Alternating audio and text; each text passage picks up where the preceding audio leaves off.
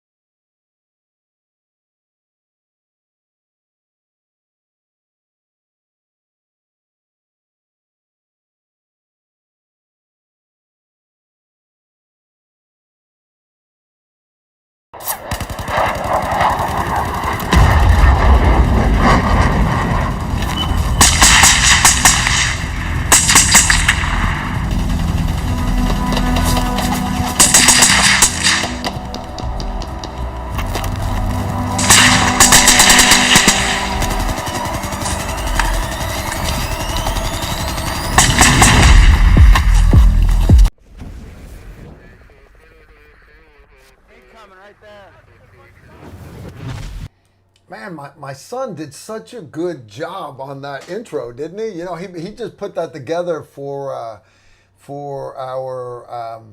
what was it, the 5x micro prism video or something like that. But anyways, so cool. I'm like, let's use it. Let's use that.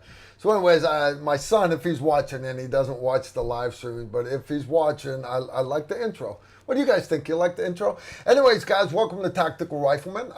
This is our Tactical Tuesday live stream. We do this every Tuesday, for the most part, right? I think we've missed maybe one or two in since the start of the pandemic, right? We haven't missed too many. We really haven't. Can you guys hear me okay? This is the part where I ask if you can hear me okay, right? I know you wouldn't tell me if you couldn't, right? Would you tell me? Maybe. Maybe not. I'll tell you who will tell me is Venture Surplus. I appreciate them sponsoring again tonight. Venture Surplus, you guys know the deal.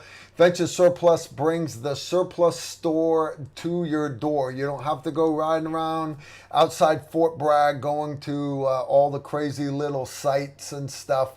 You can actually go online to Venture Surplus and you can get all your polypropylene and your backpacks and everything else that the Army uses. Well, I think it's kind of cool.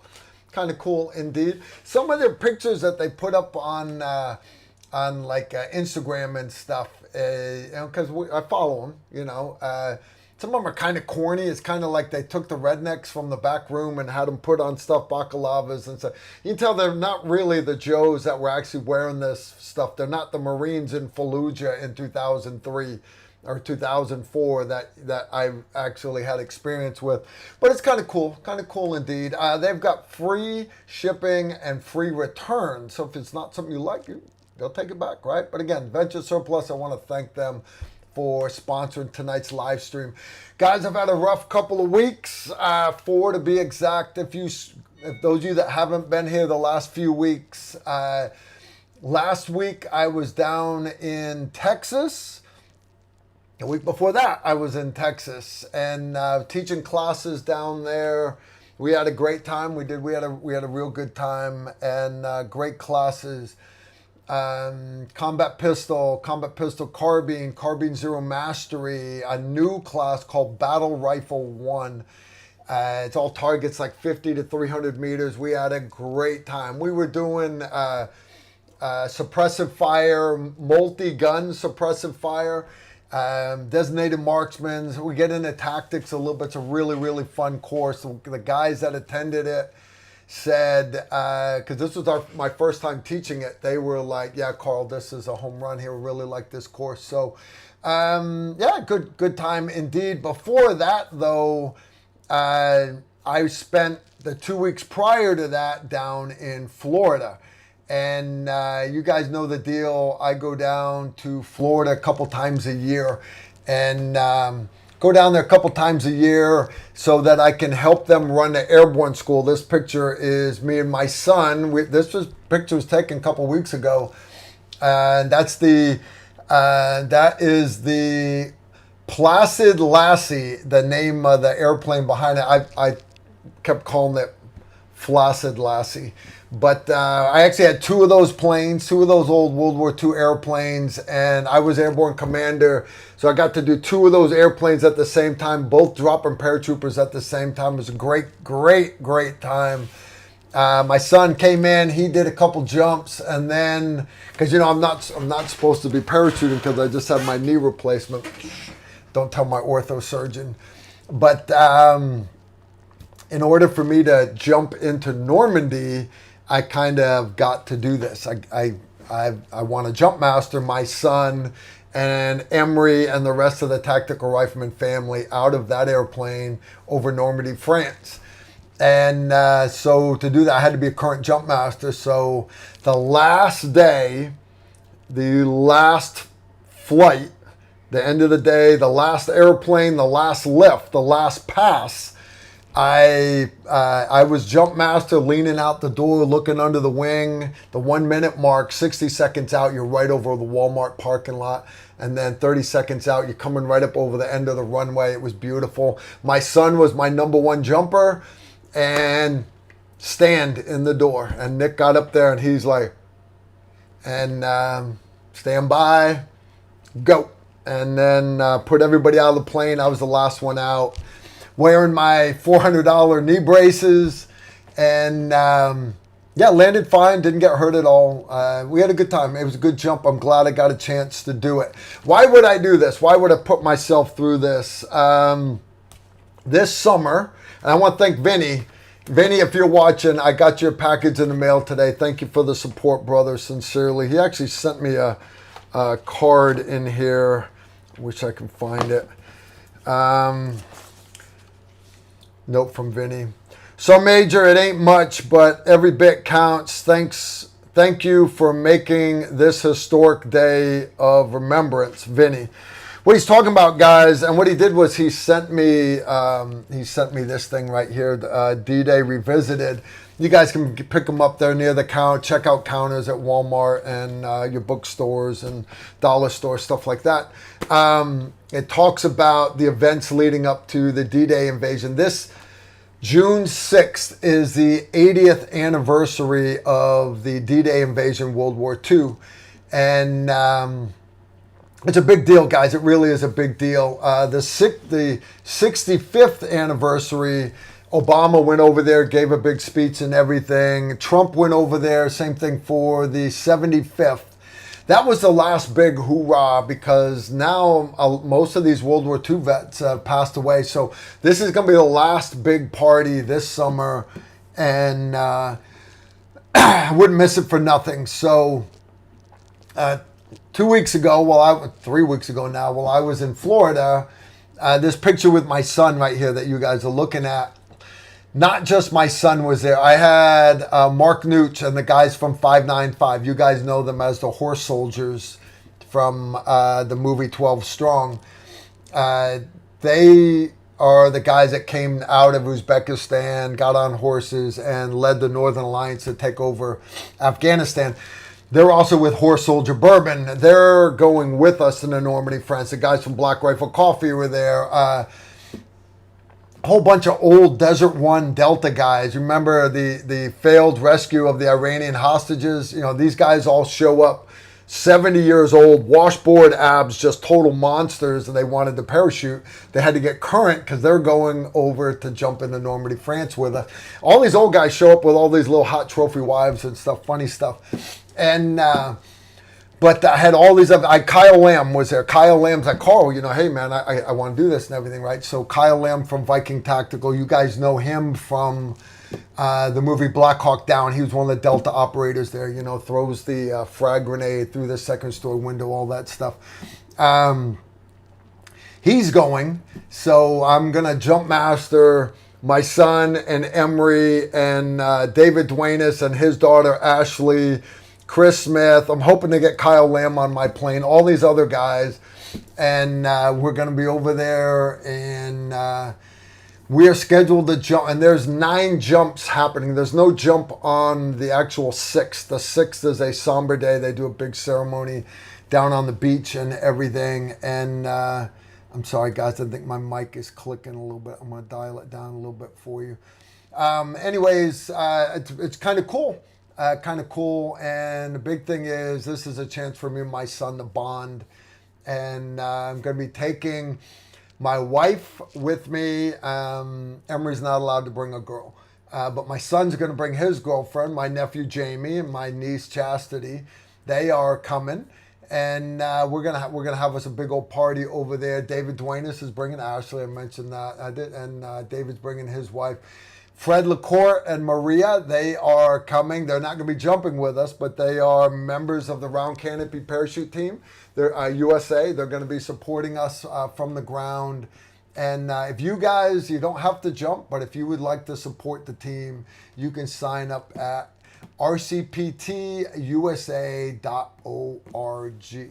It is going to be an awesome, awesome, awesome, awesome thing. Awesome. So anyways, Vinny, again, thank you for sending me this thing.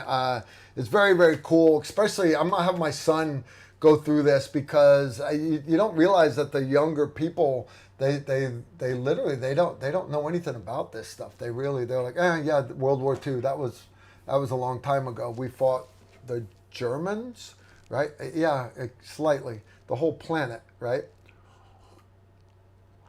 Man, that is some good coffee right there. That is some good coffee. Indeed it is. Indeed it is. Yeah, guys, I can't get over how good that coffee is. I'm going to have some more. Not as hot as it was a few minutes ago, but guys, you're looking for some coffee. That's 5 Stone Frontline coffee. You go to 5 Stone Frontline, and I don't get a cut. I don't get any money. But I have a discount. I asked for a discount code for you guys because some of you guys like coffee as much as I do. Use code TR10, saves you 10%. That's not bad. That's not a bad deal at all. Not a bad deal. So anyways, good stuff. Good stuff. I've got some more notes for you guys. So anyways, I just got back from Texas, and that was a great time. It was. And guys, I've got a guest that's going to be on the show here a little bit. You guys will see me messing with Rifsy on my phone. It's an app, but when he comes on, I'll have him tell you all about it. It's kind of cool. All right, hold on. I got one right here. Carl, I think blah blah blah blah blah blah. I'm blah. I just don't know what you do. All right. The first question I got is actually from one of my patrons, and what they're talking about is. Today, this is the first week of April. Every week I post something different on Patreon. If you're not familiar with our Patreon, you guys know YouTube has completely demonetized us. So they can't legally do it. So they're like, hey, here's 13 cents. Here you go. Anyways, what keeps the channel afloat is the support from my patrons, you guys. Patreon.com/Tactical Rifleman. So that you guys are the ones that support me. So the first week of the month, I do a quick tip, and it could be a quick shooting tip. It might be quick tip on whatever. So anyways, this month's quick tip I actually did on the 100 different uses for duct tape. Everything from occlusive wounds, how to use duct tape. I didn't show how to use it for a tourniquet, how to patch up straps, and anyways, I even showed how to use it for a time fuse and for initiating incinerator devices. Yeah, don't let that get out on the open internet either, huh? Shit. Anyways, good stuff. Next week is story time with Randy. Not story time. We do a story time video once a month. Following week after that is a question and answer video. So hopefully the patrons will turn in good questions this month, and they always do. They always have great questions. And then the last week of the month is when we do our Patreon Zoom live stream. So kind of like this, you guys get to look at me, but you also get to look at everybody else. So where I will have Donut and all the other Toby and Karen and Ramblin' Man and Random American and Phil W. and we have, it looks like the Brady Bunch. And the cool part about a Zoom live stream is I can get up and walk out of the room because you guys will just be going at it, and it's a great time. It really is. So anyways, if you're interested in joining, again, patreon.com/Tactical Rifleman. I'd appreciate y'all doing it. Not going to twist your arm. You don't have to do it. You could get all this for free, but understand I can't do this for free. So if you guys wanted to throw down a super chat or something like that, that would be awesome. That brings us to questions. If you guys have got questions tonight from me or any of my guests, I also got Steve Holland is going to be on the show here. probably around 8 o'clock. I asked Steve to come in about 8 o'clock because I have another guest here. That's Josh is going to be coming on here probably 5-10 minutes. And good stuff. Joe just threw down a $10 super chat. Hey, Carl, what's your take on AR manufacturers making uppers with no forward assist? Here's the deal, guys, and I understand that's the sexy hotness for a lot of the competition guns. And their argument is our gun runs so well, you don't need a forward assist. You know that some of the first M16s did not have a forward assist on it. Why did they add the forward assist to it? Because there's no way to close that bolt. Like on a M6, on a AK-47, you can push forward on the bolt. On a M14, you can push forward on the bolt.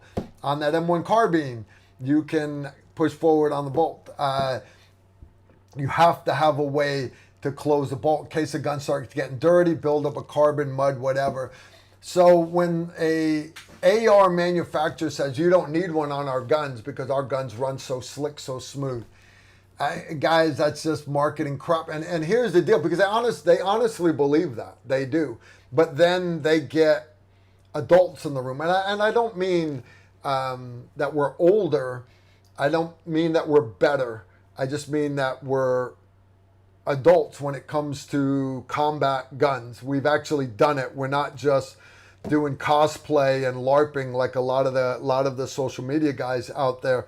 They buy the camouflage, they put all the body armor on and the helmets with the nods and everything, but you understand they've never gone overseas and actually had to do any of this.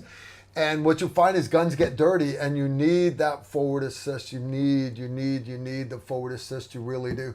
You got to have it. So what we do is we tell these companies. Emery, he had a company, a couple different companies giving him guns, and he's like, I really love this thing. Thank you so much. They're like, well, hey, you're going to use it in videos and classes. And he goes, no, I'm not. And they're like, well, why not? We gave it to you for free. And he's like, it doesn't have a forward assist. Well, you don't need a forward assist. And Emery just goes, oh, it's okay. It's okay. It's okay. You really believe that, don't you? You really believe you can change genders just by, hit enter, backspace, backspace, backspace, and then you can change a he into a she, and that changes your genders? You really believe that? You really believe you don't need a forward assist? Come on, guys. So anyways, you'll notice all those companies like Maxim and a lot of these other guns, they also offer guns with forward assists. Do not let me catch you guys buying a gun without a forward assist. Do not let me catch you doing it. No, the life you save may be your own. All right, I got a couple questions coming in from the peanut gallery here. All right, I already got that one, Susan. This one's from Philip Wilson. He threw down $10 minus shipping and handling. What is your take on the XM175 Fire Control Smart Scope? See how it has the X in front of the M? It's still trial and error. The problem with a lot of and you understand, everybody's upset that, that all these new scopes and they're better and new guns. Guys, we are 20 years away from man-portable lasers. That's just the truth. You're 20 years away from man-portable lasers. Now, that's not for you guys. You understand it will take a while before it trickles down to the civilian sector. But just because you have a scope like tracking cam, or I think whatever the name was, that's been out for 20 years, guys. It came out that the scope read the winds and everything, and it calculated and moved your point of aim, guaranteed first round hit. But you had to use their rifle with their ammo so that the trajectory was. My problem with that, guys, and I understand it's a computer program, it's math. But the computer program, because math is accurate, but real life is not accurate. So what I mean by that is it's only going to calculate as good as the data that you're putting in. Now, if it's got a wind sensor on the side of the gun, you understand if I've got a loophole in a wall and I'm 2 rooms back inside of the building, you think that's actually getting accurate wind readings for what's outside the building for me to hit that guy 600 meters away who's shooting back at me? You understand how my wind corrections, so for your average infantryman that's going to put this new high dollar scope on his new high dollar battle rifle, the SIG 277 SIG Fury, it's a 6.8 that hits as hard as a 300 Win Mag, and the potential is there, but you understand they haven't worked the bugs out of it yet. They just haven't, and that's why it's still the XM5. It's not a new gun yet. It's not. It's not. A good example of that is when the contract first came out, it had to have, you guys know the rail on the top of the gun, right? You guys see the rail, right? I'm not allowed to touch that gun because YouTube would lose their shit. That contract had a requirement for a smart rail. So smart rail, in other words, you wouldn't have to have batteries inside your optics. You wouldn't have to have battery inside your flashlight because it would all feed off of one battery in the gun. Why would you do that, right? Why would you do that? Because then if you break one little part in the contacts on that rail, because all the contacts have to go all the way down it, it shorts out everything. So they did away with that, thank God. But that was the thought process, was it would run this sexy optic on it. Now, are there great fire control systems out there? Are. Matter of fact, Aimpoint makes one. It's a big unit that actually goes on top of, like I've shot them off of 50 cals and miniguns. I've shot them off, but they're originally brought into the Army, the Special Forces units, to mount on the side of the Carl Gustaf recoilless rifle. And then from there, you can also put it onto the 50 cal, the Maudus, on the top of the Humvees. And the thought process is, it works just like the fire control does on the Mark 47 automatic grenade launcher, which works the same way as the fire control system on an M1 Abrams tank. What I mean by that is you put your reticle on your target and you hit that first button on your Cadillac. It's actually called the Cadillac control in an M1 Abrams tank. I think Cadillac might actually make it. I don't know. But you hit that first button on your Cadillac, and what it does is it lasers the target, takes all your environmental conditions, wind hitting the side of the tank, barometric pressure, all that stuff, and then it moves the reticle to where it needs to be. And then all you do is you put the reticle up on the target and squeeze the trigger. That's the thought process. And it is, we were getting first round hits with the Mark 47 automatic grenade launcher. First round hits with the Aimpoint, I don't know, because we had it mounted on a 50 cal. So I'm basically slinging shit all over the place anyways. But from what I've been told is it is badass. And that's basically what this scope is going to be, is a fire control system for your average battle rifle. The problem with adding fire control systems is that's more weight. And the XM5 is already understand it's the 6.8 cartridge is not a 6.8 SPC. It's not 6.8 in a 5.56 casing. It is 6.8 in a heavily reinforced 308 casing, like stainless steel base on the casing. And it's a heavy gun. It's a very, very heavy gun. They want you to run it with a suppressor, all that stuff. All right, guys, I'm falling behind here. Let me get a couple more of these questions, and then we will bring Josh in here. Big Tuna, how you doing, Tuna? So, Major Comma, I remember when you reviewed John Wick. Did you ever watch the movie The Covenant? The Covenant. Which one's The Covenant? You understand? There's a couple different movies called The Covenant. I'm not sure which one you're talking about. Possibly. I don't know, be honest with you. I'll tell you what, I'll do a review of it. You guys understand, because it's copyright. If I do a review of a movie, it's immediately demonetized, which, okay, that really doesn't bother me that bad. All right. I got a couple more here.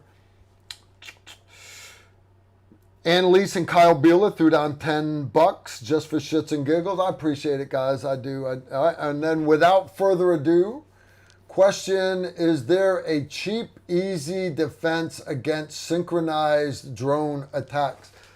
Not cheap. No, because you understand, especially if they're autonomous. In other words, they're talking. They're not receiving signals from outside of their group. As soon as you were to electronically jam them, they're no longer able to.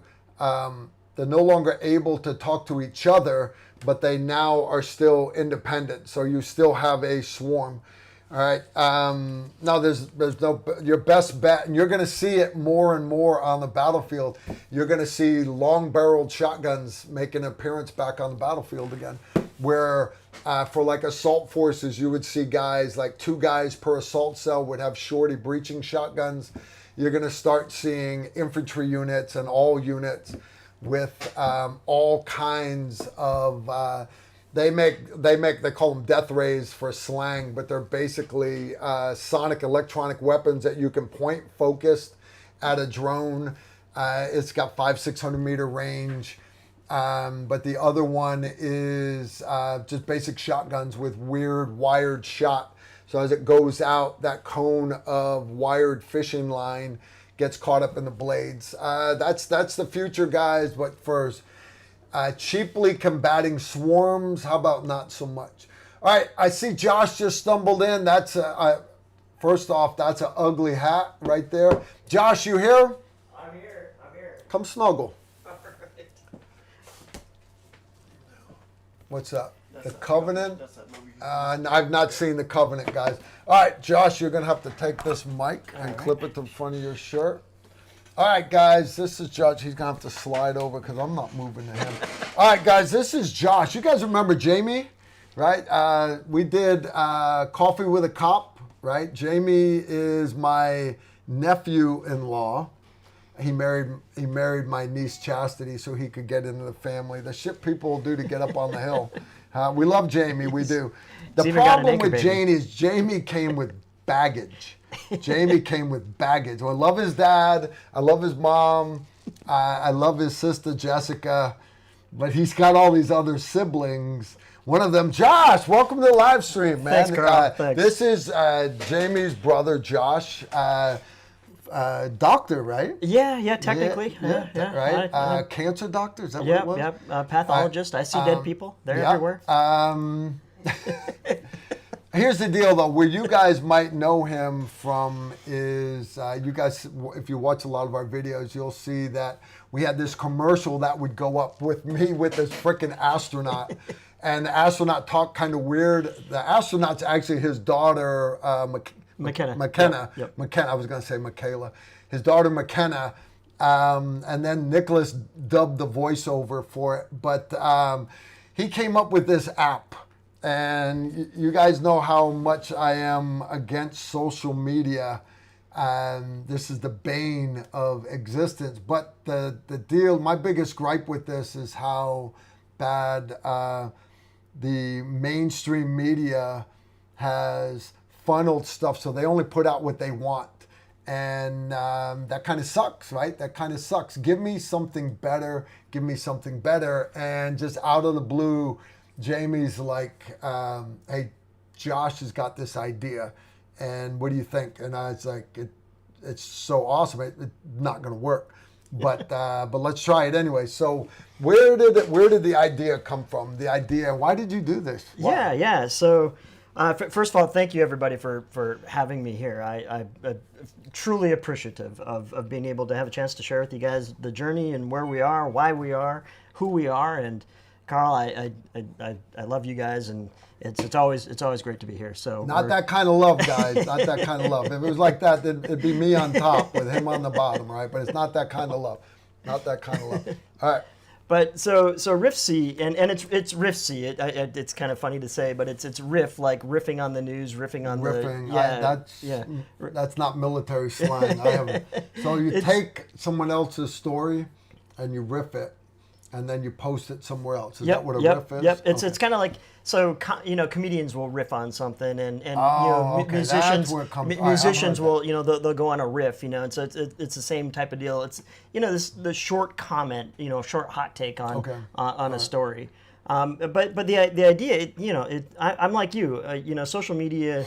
The world really, is kind of in a broken spot, but social media in particular, is broken. crazy. It really is and crazy. it's so toxic, and there's so much repressed speech, and then even when you do get a chance to say something, people just shout you down, and there's Yeah. no more. You're not allowed to Yeah. have civil discourse. You can't communicate with each other anymore, and like every other person that's out there, that I know anyway, it's a problem, and it's something that's always worried me. And so a couple of years ago, this is probably late 2021, I just started working on this hobby project, and this really started off as just a little hobby that I was doing. I was going to make this. It started off as kind of a website idea, and I was going to make this little website for me and my buddies that we could just kind of like, shout out the wind, and, Yep. or tell the kids to get off our lawn, and Okay. and that's where it started, and then the idea kept growing and growing, and then it turned from hobby project to a little bit more serious, and the key component to how we came up with this idea for the riff and for riffing on the news and for taking these news articles or any article, really anything Yeah. that's on the net, and posting it onto the app. And so this is the key for for those of you who aren't on the app yet. Yeah. What you do is you take a story from the from the net, and you post it onto Riffsy, and you have I got my app right there. Yep. So you click on it, guys, and it's beautiful. and there's a bunch of stories that are already up, right? And there's short little headlines, which Yep. okay, you get. And what I like is it's like-minded people like you, especially because a lot of my guys signed up. But you got the little icon down the bottom. Instead of reading other people's news, you can actually post any cool story you see anywhere. Mm-hmm. That's what I thought. It's like I see, because I get the early bird brief from the military, which is early bird stories from each branch of the military, early bird stuff coming out of the Pentagon, international military stuff. And I don't post it very often, but the cool part is I have the option to do that. I can grab a story, just click that button right there, and it asks, is this from a news link or is this a citizen reporter? In other words, I can share someone else's story, and you can still put your own headline. But the citizen reporter, that's where, me and Emery were coming home from a class. Yep. We drove right through the hurricane where the tornado hit in Clarksville. We had no idea. We drove through ground zero. I mean, there's telephone poles and people standing out there wearing rubber boots and underwear because that's all they had left. And we're driving through. I'm like, this is sacred ground. We shouldn't be here. But we would have had an opportunity to post To be the pictures first, better than, because there were no news crews there yet. So fast, quick news. Yep. I thought that's an awesome option. No, and so very cool. No, the citizen reporter side is, I think that's, so the riff side or the links, we call it links, the stories. Yeah. That's fun, and that's something that it was the original kind of idea. Yeah. And that's and I'll get to kind of where that came in a second. But getting back to citizen reporter, I think citizen reporter is the most important part of what we're doing, because it's the opportunity to make sure that journalism or news is no longer just tied to the corporate media. It's no longer just tied to that. Like everybody has. I love it. You ever try this? I haven't. No. It's this Cafe XO Patron. You haven't tried it? Really? I have not. No. I'll tell you what. I got a shot glass right here. It's a M203 40 millimeter I'm grenade gonna start shell. spilling all of my secrets if we do this. Yeah, you don't have to drink a lot of it. Just a small shot. For medicinal purposes only. I'll start sharing all of Jamie's secrets if I start doing this. Yeah, maybe we better not go. All right, to Baby Ada. To Baby Ada. The Baby Ada. See, that's not bad. It's a coffee liqueur with that's really good. tequila, right? Yeah, you're saying you've got two of That's the really food good. groups in a single drink. And there You can't go wrong with it. You really you can can't. taste that coffee on the Yeah. after. Oh yeah, no, it's good stuff. That's- It's good stuff It's really indeed. good. Yeah, thank you. Help yourself. That Patron guys. We've got good news for the planet. I need to riff this, because Patron quit making this. Fortunately, loyal viewers scoured the planet and got me some of the last bottles. So I have. You have a supply? I have stores. If you go into the seed vault, that it only gets opened every so many years. There's a couple more in there also, but I'm exaggerating. But I actually got word from one of the professionals that Patron is like they're going to start making it again. They're gonna, It's really good. It's Patron. If you're listening, that's worth making again. yes, 100%. We should riff that shit. Absolutely. I'm gonna riff it. Yeah. Don't threaten me with a good time. Don't threaten me with a good time. I'll riff that shit. All right. But yeah, citizen reporter. That's Citizen the reason, reporter. That's the reason why it's. I need some more. I mean. Dude, I have a. Jamie's- I might have another bottle. Johnny Law's secrets are coming out. I might have another bottle, or might have one more bottle. All right. The Baby Ada. The Baby Ada. The Baby Ada. See, guys, I can't drink like that because, one, I'm not a drinker. I don't drink, but for medicinal purposes, I put a little bit in my coffee. I have a gap liver, so Yeah. it's fine. Funny stuff. But yeah, no. So Citizen Reporter, I think is ultimately probably our most important feature because it holds the news accountable. It makes sure that anybody can tell the story as they see it, as it's coming. That train derailment that happened up in Palestine.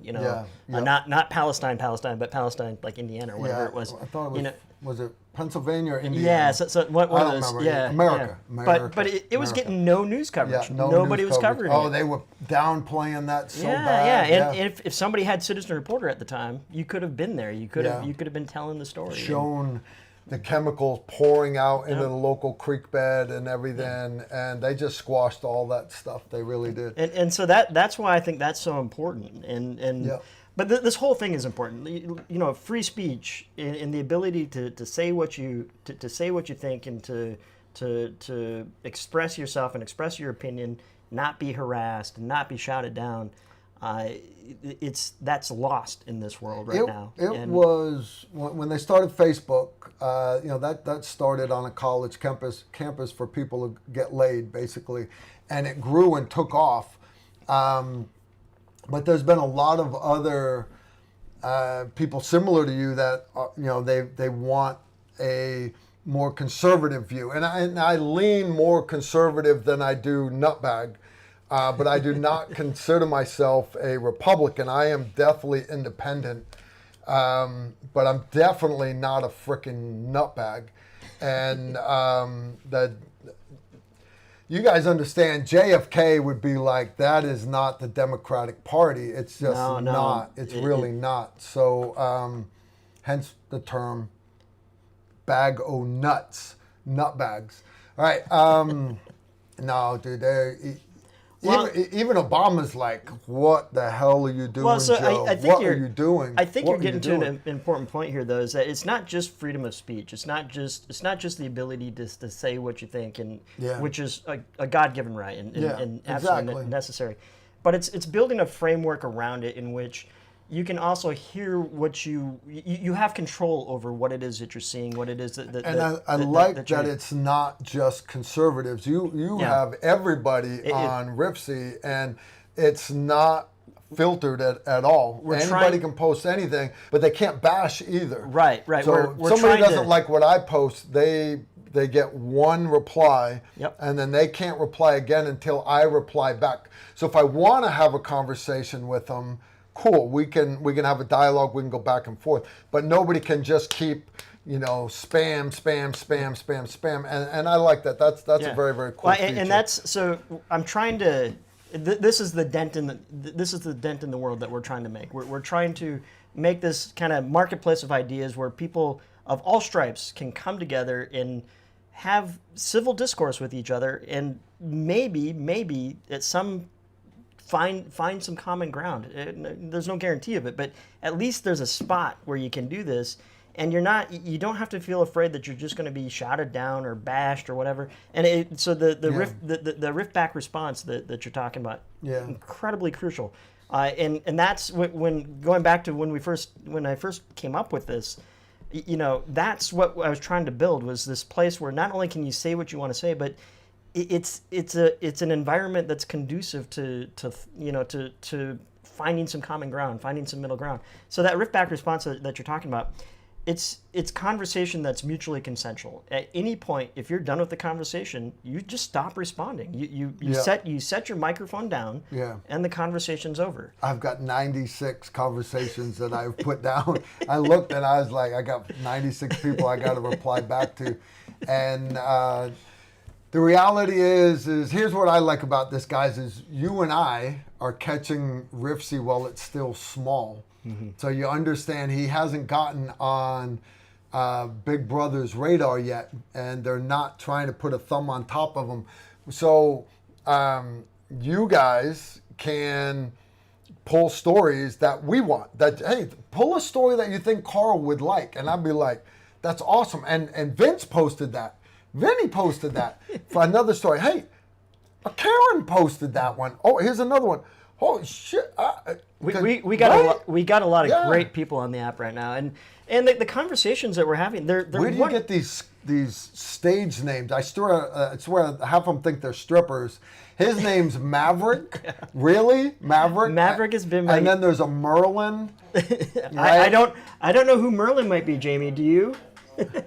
Anyways, if you see Carl, I think it's even Carl Erickson. I don't know. Guys, I'm not trying to hide anything. Trust me, the ATF already know where I live. It is what it is. I can only do so much of that. Is somebody asking for some more? Dude, help yourself. No. I still have to function. Yes, you do. Oh, all right, man. So I can't imagine what it was like building the platform, but what new features we got coming? Yeah, so right now, there's this really important feature called Super Boost, and so every post gets a score, and it's that yellow box that's on the post, and the score, it's a simple formula. If you like something, it's plus 1 point. If you don't like something, if you dislike it, it's negative 1 point. The Super Boost is worth 5 points. And so if somebody really likes something, right. you can click Super Boost. Exactly, and really elevate that score. And you can right now the difference. So like and dislike, you can only do that once per post. It's that's all you can do. The Super Boost, you get 5 Super Boosts per day, and so you can use those Super Boosts however you want. And you can use like all 5 on one post. You can use 1 on 5 different posts. You can use 3 on one, 2 on another. However you want to use it, it's up to you. In the near future here, we're going to actually, so right now you just get 5 per day, so it's a limited quantity. In the near future here, we're going to have the ability to buy or earn Super Boost. And so if you're really liking stuff, you can start to buy the Super Boost. The converse side of that is that will become a source of income for our content creators. So people like you. Really? Yeah. So people like you, when you're on, I like the sound of that. I'm all about my mailbox money. And this is to help. God knows I'm not making anything doing this. This is help. I do this to hang out with you guys. I do. This is to help with like the demonetization and the deplatforming that's going on. Man, it's just a way to try to be.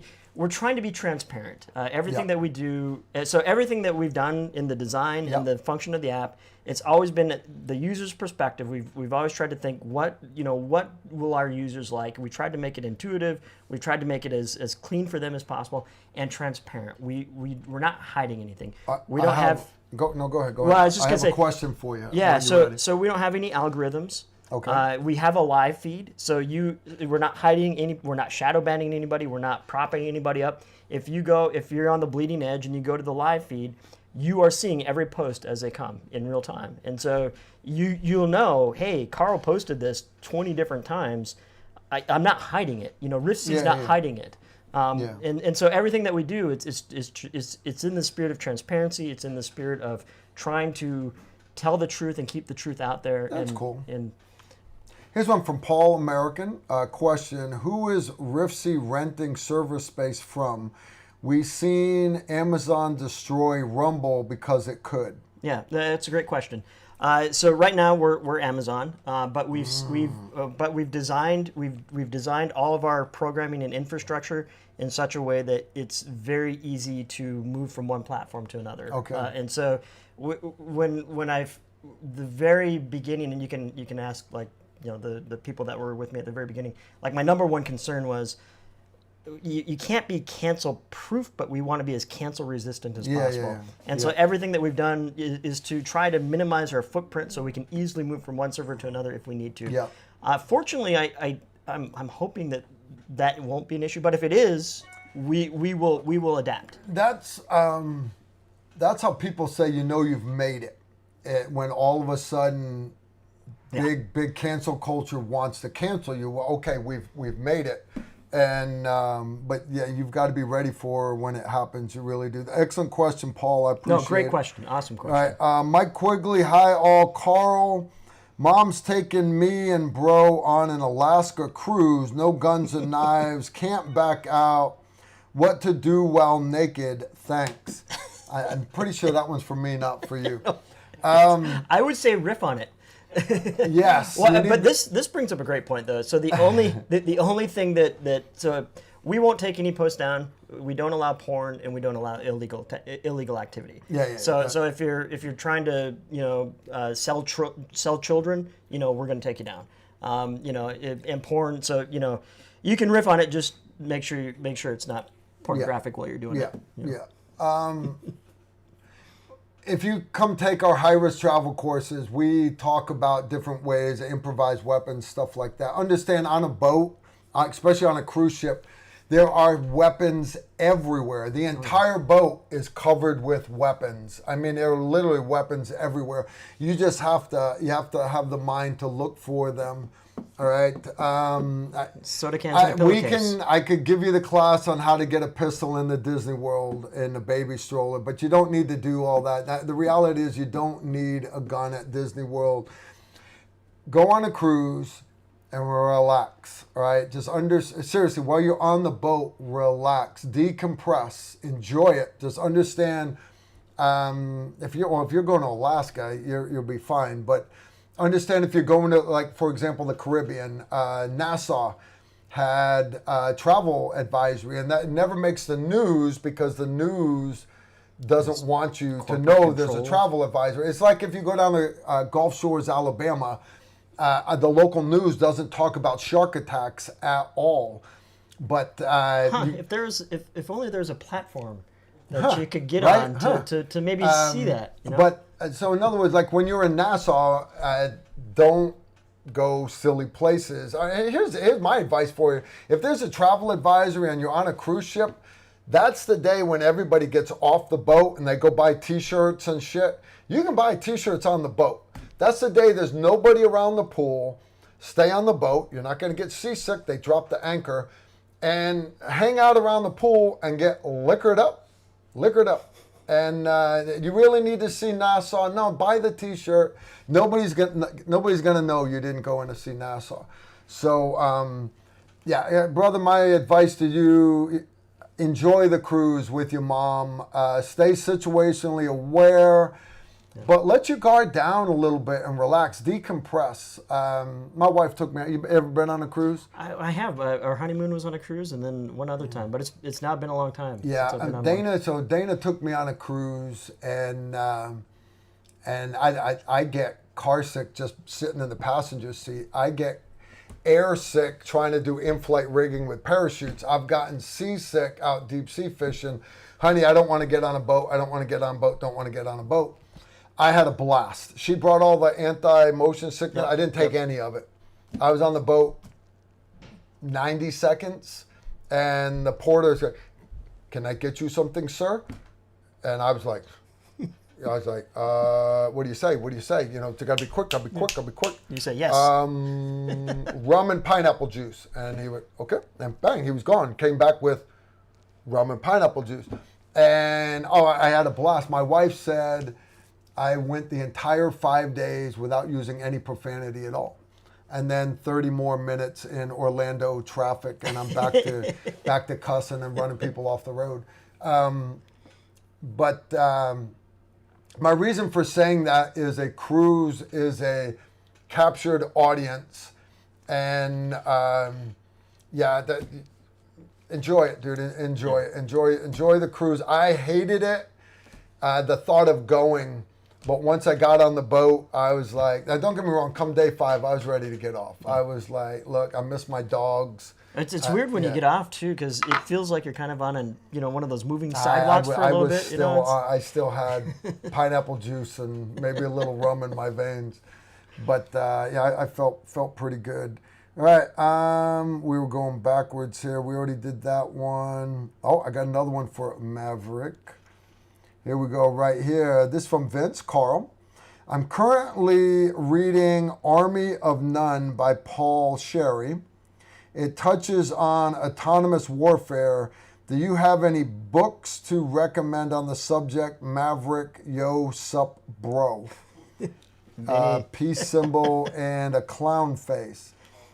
Okay. So Vinny's awesome. He's on the. You guys get on Riff C. Vinny's awesome. Okay, so he's a riffer. Yep. You just got called a riffer, dude. That's so funny.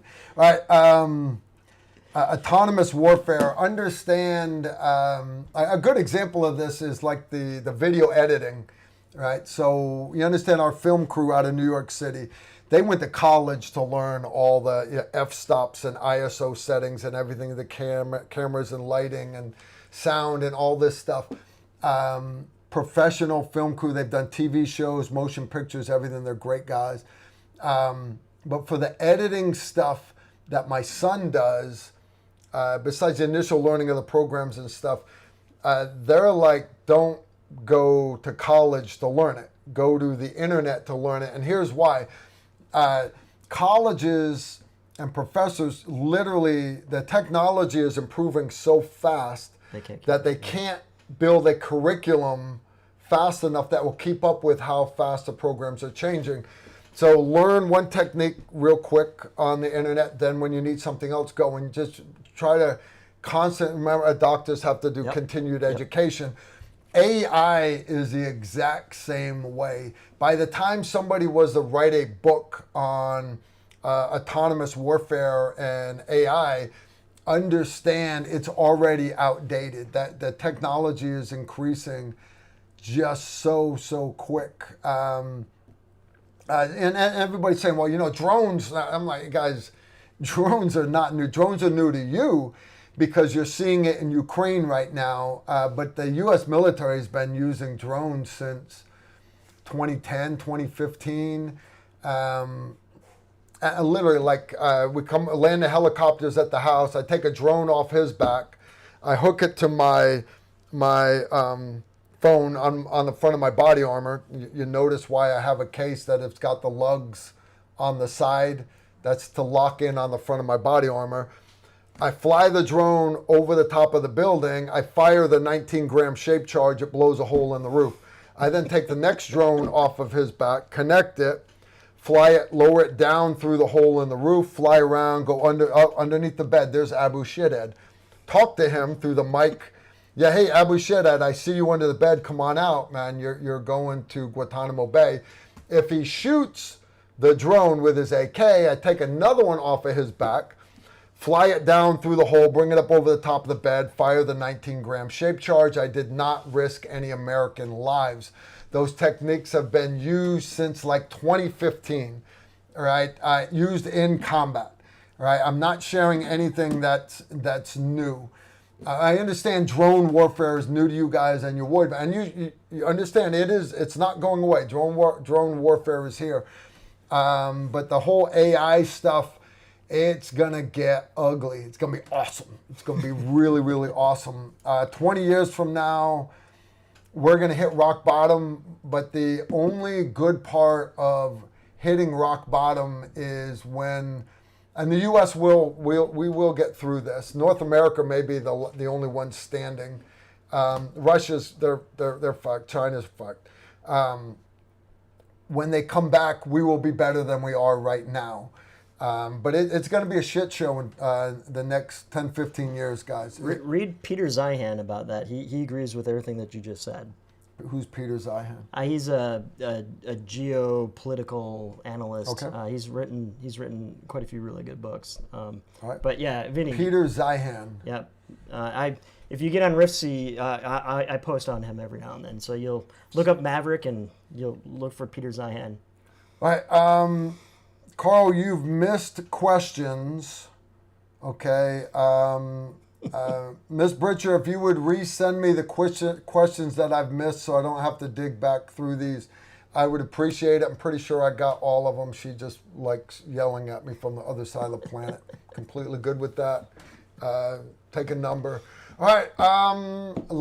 So before I let you go, parting words for Ripsy, because I've got I got Steve Holland going to be here in just a couple minutes.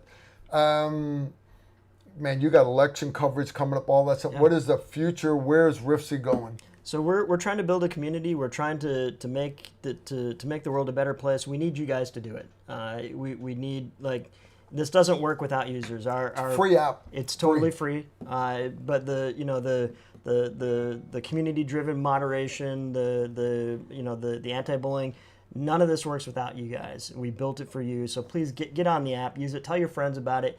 There's a really great share feature on there. Every post, there's a big blue share button. You can share it to any other social media that you like.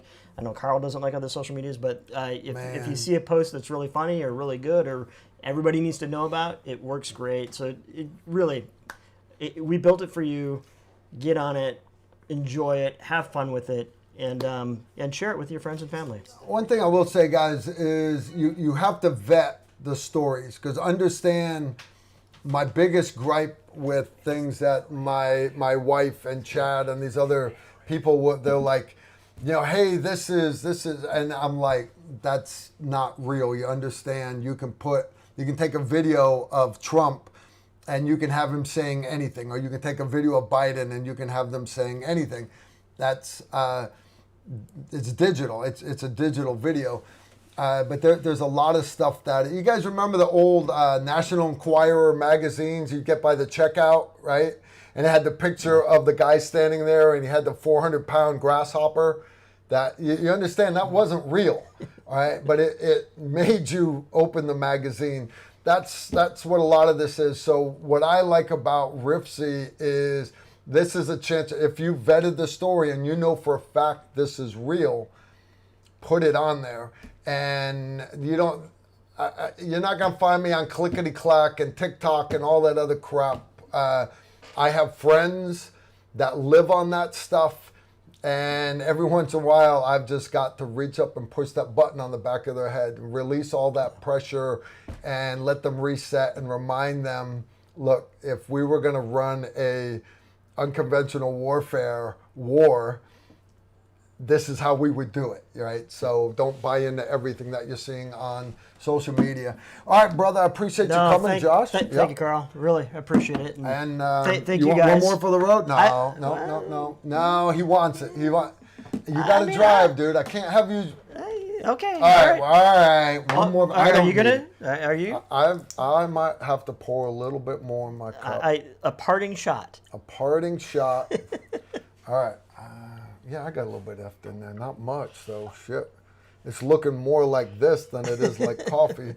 All right. What to? The Baby Ada. To Baby Ada every day. Y'all take care, guys. I'm not leaving you. All right. Masalama Yawala. We'll see you Carl. later. Thank you all. Have a great day. See, he even remembered to unhook his mic. I've had guys get up and walk out, and I'm like, oh. You take care, Josh. I'm a trained monkey, you know. You take care, brother. Thanks, Carl. Someday I'm gonna wash that 40mm cup. Nah, probably not. All right, got another question here. All right, oop, my phone just died on me. That's not good. That's not good at all. All right. All right, Annalise and Kyle Beeler threw down $10. Susan, I already got that one, by the way. You must have been gone. This one's from Big Fuzzig. Susan asked Carl if he tried the Chattanooga whiskey. He was my guinea pig. I want to know if I should buy more of it. LOL. It's in there in the bar, but I have not gotten to it yet. I'm not gonna lie to you. I have not gotten to it, guys. I know everybody thinks I'm a big drinker because every time I'm on film, you guys see me drinking. But the reality is, I'm not a big drinker. I'm really not. Okay. Rob, Susan, ask Carl, how is Randy? Where's he at? I actually had Randy here all day yesterday. Randy showed up in the morning for coffee. We do coffee on the hill every morning. It's really cool because my father-in-law passed away, but he used to come. We used to go to his house for coffee, and when he passed away, it left a big hole in everybody's heart. So everybody's sitting at their houses missing him. So I just blasted out a text inviting everybody to come to my house for coffee. I fire up the espresso machine. My brother-in-law comes over. My son comes over. My wife's already here. Jamie comes over. Sometimes Helen and David. Sometimes Jamie's dad drives from the next city over to come up for coffee. Well, Randy drove all the way up for coffee yesterday. And we did coffee. He then... remember, I just drove home from Texas and I tore up my Suburban again. The motors, don't get me started. Basically, all the money that I just made in Texas is all going to go to repairing this thing again. I need to get rid of it, I really do, but I can't afford a new one. You can't afford a new vehicle. You can't. So anyways, Randy helped me unload the Suburban. I had all the barricades and range boxes and ammo and guns and everything. We put it all in the Target trailer, packed up, ready to go to classes here. Friday we'll go down, set everything up. And then when we were done loading the Target trailer, Randy gave me a ride to drop my Suburban off in Hopkinsville, get the motor repaired. Still haven't heard back from him, got no idea. But the cool part was Randy enjoys just coming and hanging out up here. We walked, we checked the trees up in the fruit tree orchard and talked about the bees. And the cool part was I sat Randy down and I mic'd him up. And actually, I didn't mic him up. My son had a shotgun mic on top of the camera. But I said, hey, man, I really don't feel like doing story time with Carl this month. I want to listen to one of your stories. So I sat there and listened to Randy go on and on and on. He shared another one of his chapters where Randy walked around the world like Kane from Kung Fu. He wasn't even in the military yet. I think his first stop was Scotland and then Ireland. He drove a truck for the IRA and then made his way through Europe and almost got arrested in Greece, got smuggled into Israel, had to get smuggled out of Israel, wound up in Bangkok, now India and then Bangkok. And anyways, Randy, we had a little bit of whiskey. And Randy started elaborating on some of these women that he met before he met his wife. So on a brighter note, we're glad that Randy's wife does not have access to patreon.com/tacticalrifleman. But anyways, for my patrons, that story will come out, I think it goes live next Monday or Tuesday. Randy's doing good, guys. You understand, Randy is 72 now. He's getting up there. Randy is slowing down a little bit. I hate to say it. It breaks my heart to see Randy slowing down, but at the same time, I realize I'm not moving as fast as I was 5 years ago either. So that's why I got to get this knee healed up. I got to get this knee. I've had a great day. I've been moving much better today with my knee and everything. And yeah, I'm looking forward to, of course, I'm getting ready to go do 9 straight days of classes. Up on my feet, on the range, 9 straight days. You know this knee's going to be screaming at me. Is what it is. But yeah, I appreciate you guys checking on Randy. Emery's same way. Emery's actually out of the country right now. I'm not at liberty to say where he is. but Emery will be back in time for Saturday morning's class, I hope. Inshallah. Yeah, I think he will be. All right. Let's see. Got another question here. I already did that one. I guess I'm caught up. All right. So I don't have any new questions. All right, guys. Once Steve Holland gets here, I'm hoping Steve will have a bunch of stuff to talk with you guys about. But while we're waiting for Steve to come in, I had a bunch of stuff I wanted to bang with you guys. I mentioned I've got my April classes are getting ready to kick off. The second half of April, guys, I'm gonna be teaching. I'm gonna be filming tactical rifleman videos. Got a bunch of great new videos coming up. This Friday's it's the 9mm bearing delay upper for your AR. So if you want to take your AR and run 9mm through it, because a lot of indoor ranges or shoot houses, whatever, you can't shoot rifle rounds. You can take your regular AR lower, put this mag in it. It's a P mag, but it's got a 9mm insert. You put their upper on it, and it's not just blowback. Bearing delay is everybody's familiar with the roller delay of the MP5. Picture that, but I think it's just as smooth. It's very overbuilt, called the mean 9mm bearing delay upper, and that is this Friday's video. But the cool part is that video's been done. I got a bunch of other videos filmed the second half of April, but after that, beginning of May, me and Emery, we are going to the Mountain Readiness Expo in North Carolina. If you're interested, go to mountainreadiness.com. And it's a Friday, Saturday, and Sunday. You basically sign up. It's at this big, huge campground place. We're all going to have campers out there. And except for Emery, he's towing the Target trailer out there. I think he's going to run a hammock from my camper to the Target trailer. I think that's what his plan was.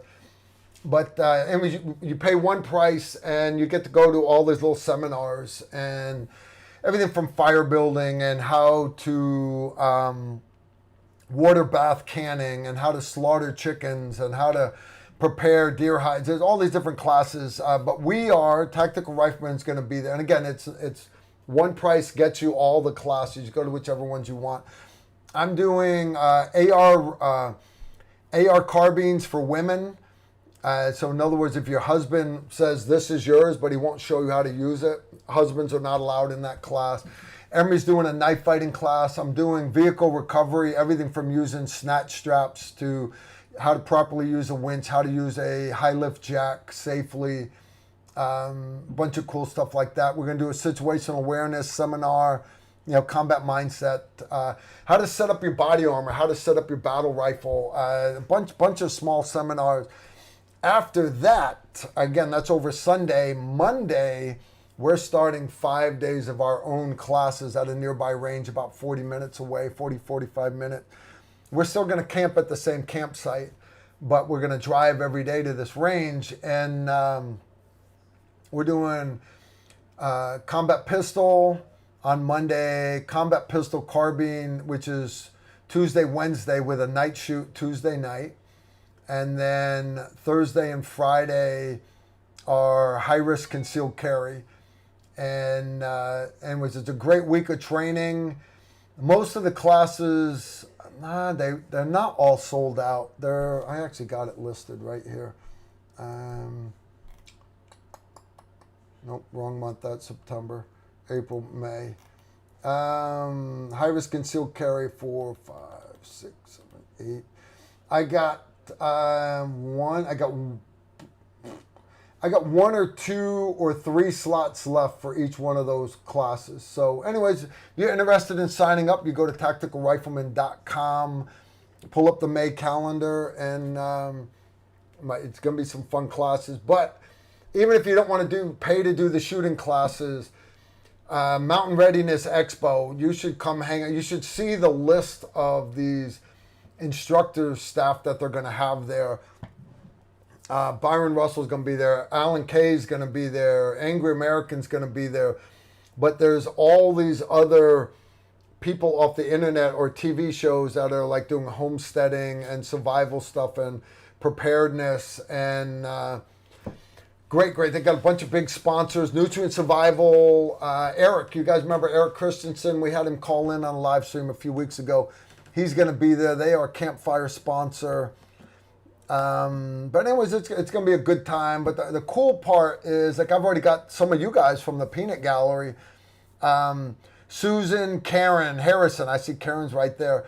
Yes, she is taking Pistol 101 along with her husband. Her husband, I believe, is also taking... Toby's taking Pistol Carbine also. But Toby and Karen are bringing their off-road camper. They're going to have their off-road camper parked near my off-road camper. Angry American's bringing his big camper. Toombs has got his big camper. Anyways, we're going to have us a great campsite there. We really are. And if you guys want to come hang out with us, we're going to do a campfire every night. We're going to do cooking around the bonfire. And the cool part is all the instructors, all those homesteaders, all those survivalists, all those preparedness people are all going to be right there. So anyways, I'm excited. I've never been to an event like this. And I'm really excited about it. It's going to be a great time. Indeed. All right. Chen had a kid. Chen's student had a kid. Chem student. Hey, congratulations. She spelled Chem wrong. Chem, I'm sure your brother Donut and Susan have already said congratulations. You be sure to give Honey Bunny a kiss for me and a hug, and tell them that I said tell her that I said congratulations. And hopefully you two are doing great. We do miss you here on the live stream. This is from Grog. Carl. Grog. Take care, brother. Grog. Carl, any EDC storage suggestions for when we travel and one either cannot carry, i.e. restricted access, or should not carry, i.e. swimming? Thanks. Yeah, no matter what states you travel to, even the worst states, understand you are guaranteed by your right to interstate travel. That so long as you are on a interstate highway or within a couple miles of it, like you had to get off to get gas or whatever, you can say, I'm not staying in your state. Even though your laws forbid this, I'm not in your state, I'm passing through your state. That said, if you get an asshole, he can still be an asshole. So here's what you do. No matter what the laws are there, if you're going to be transporting something, the firearm, think rifle, I think AR, it needs to be unloaded and in a lockbox. In other words, a lockbox in the trunk with no ammo in it. Now, and I know that's weird because, like, I'll sit a rifle in the back with a bandolier of, a bandolier holds 8 magazines. There's 4 pockets, 2 each. That's not, you understand, that's good for, I think, 38 states. There are other states that is not acceptable. It's not acceptable. So the best thing that you can do is have a metal lockbox and find a spot in your vehicle where you can put it. And they make lockboxes that are stood up, that access from the top. All right, they make lock boxes that are laid down, that where the long side flips open.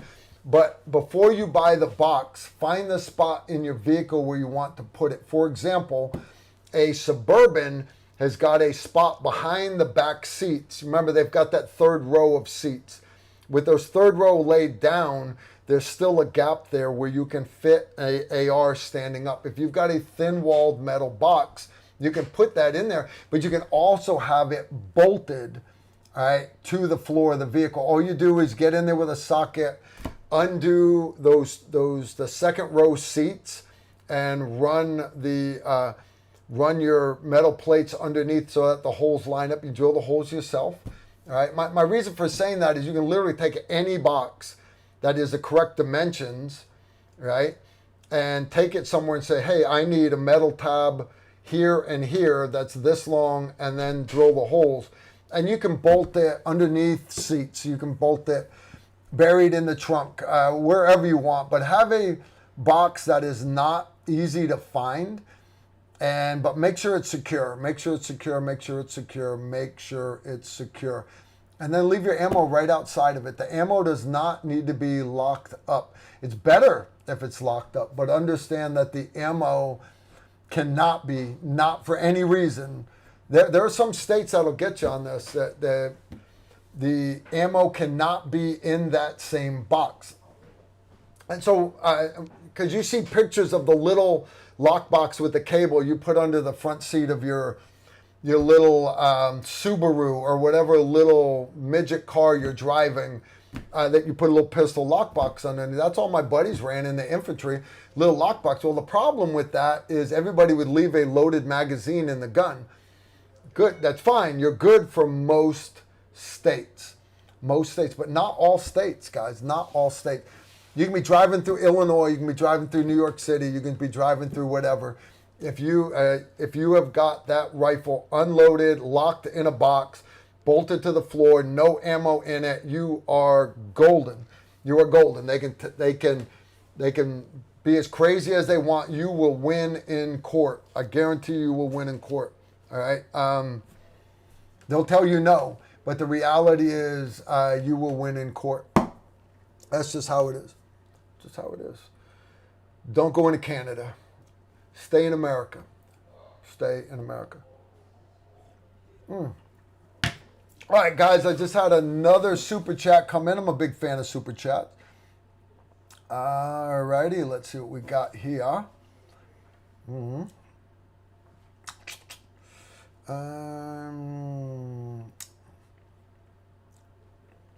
right. You mentioned swimming, though, and you understand that's why I've got rust all over my 43X, is because I clip it on my bathing suit.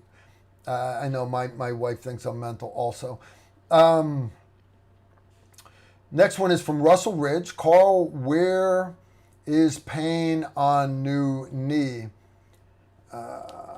Mine, bone on bone. Is that pain still there, or has it moved to new connection points? Curious. Might be getting left one done next 12 months. Want info from knee war. The only pain in my knee is when it swells up. And if I was to stay off of it and don't use it at all, it gets a little stiff, but it doesn't hurt. My problem, and when I'm ride a bike, it's great. It's great. My problem, though, is when I teach classes, I am standing up basically from sun up past sundown. If you've ever taken one of my classes, you'll see I don't quit. I make sure everybody gets their money's worth. And yeah, it's not no 9 to 3 class. Not at all. Not at all. We run all day long. But it's the standing up, hydrostatic pressure, all the fluids, and me bending and kneeling and demonstrating the drills and everything else. My knees swell up. You take the anti-inflammatories. What you need to do is put ice on it. I don't have time to put ice on it because I'm demonstrating drills. So I deal with it. The cool part is this summer, guys, when I get back from Normandy, France, I got the second half of June. I've only got one class in July. I've only got one class in August. And those are only 2-day classes. So for the rest of the summer, I've got a lot of videos to film, but I can rest my knee. And that's my plan. I'm going to rest my knee. I'm going to work on my tan. And I'm going to hug my dogs. And I'm pretty sure that's going to cover me. All right. Next one is from Mike Hawks Wolin, threw down 20 bones. Thanks for being a patriot in these troubled times. Mike, I appreciate that. Everybody takes it for granted. Everybody goes, of course Carl's a patriot. No, you understand, it's not politically correct to be a patriot anymore. It's not politically correct. Duty, honor, country. You understand, West Point just took country out of that. It's their new playbook. They don't want you being patriotic. If you're patriotic, you're a bad person. That's not me. I'm patriotic, and they can't get it out of me. So it's hard sometimes, guys. It is. Do not knuckle under. Do not knuckle under. Fight the good fight, guys, and we can keep this good country alive. We really can. Next one's from Philip Wilson. 10 Bones. Can you list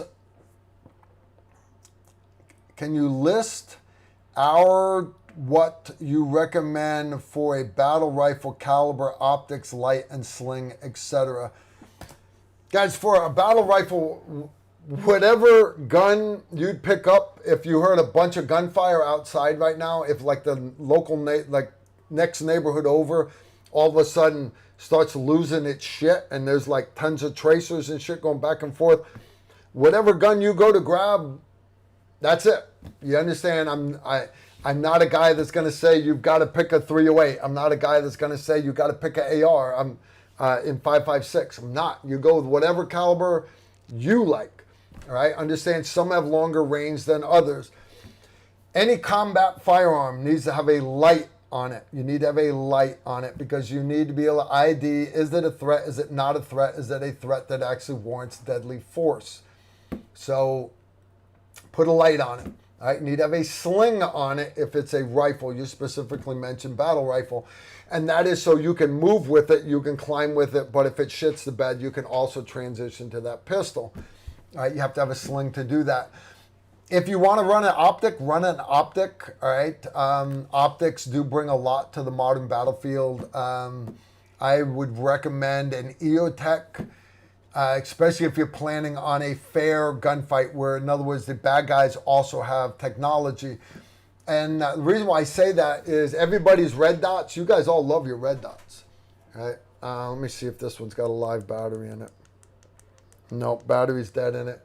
But you can take any optic, whether it's a pistol, an aim point on your rifle, look at them from the front, those red dots, and the dot's visible from the front.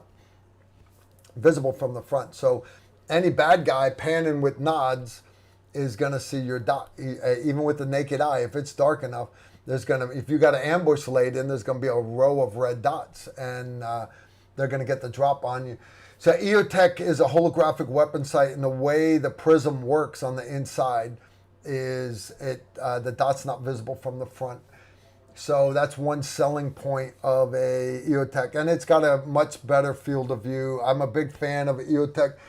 If you need magnification, there's two ways to do it. You can run a magnifier behind that EOTech, like this one right here. This is the Pegasus from Primary Arms. It works good behind an EOTech. It works good behind a Primary Arms optic, any other optic, all right? Or you can run a low-power variable optic. I have got a, what's the medical term for it? A metric shit ton of low-power variable optics. I've got this one here, but the cool part is we're actually working on a video right now called Low-Power Variable Optics, Best of the Best. And to do that, I went around to all these other companies. I'm like, look, I'm getting ready to do this test. Do you want in? And Primary Arms have said, of course, I want in. And then Night Force is like, yeah, put us in. And Leopold wanted in, and Vortex. And then Burris is like, hey, what about us? What about it? And Burris, I'm like, sure, I'm not going to say no.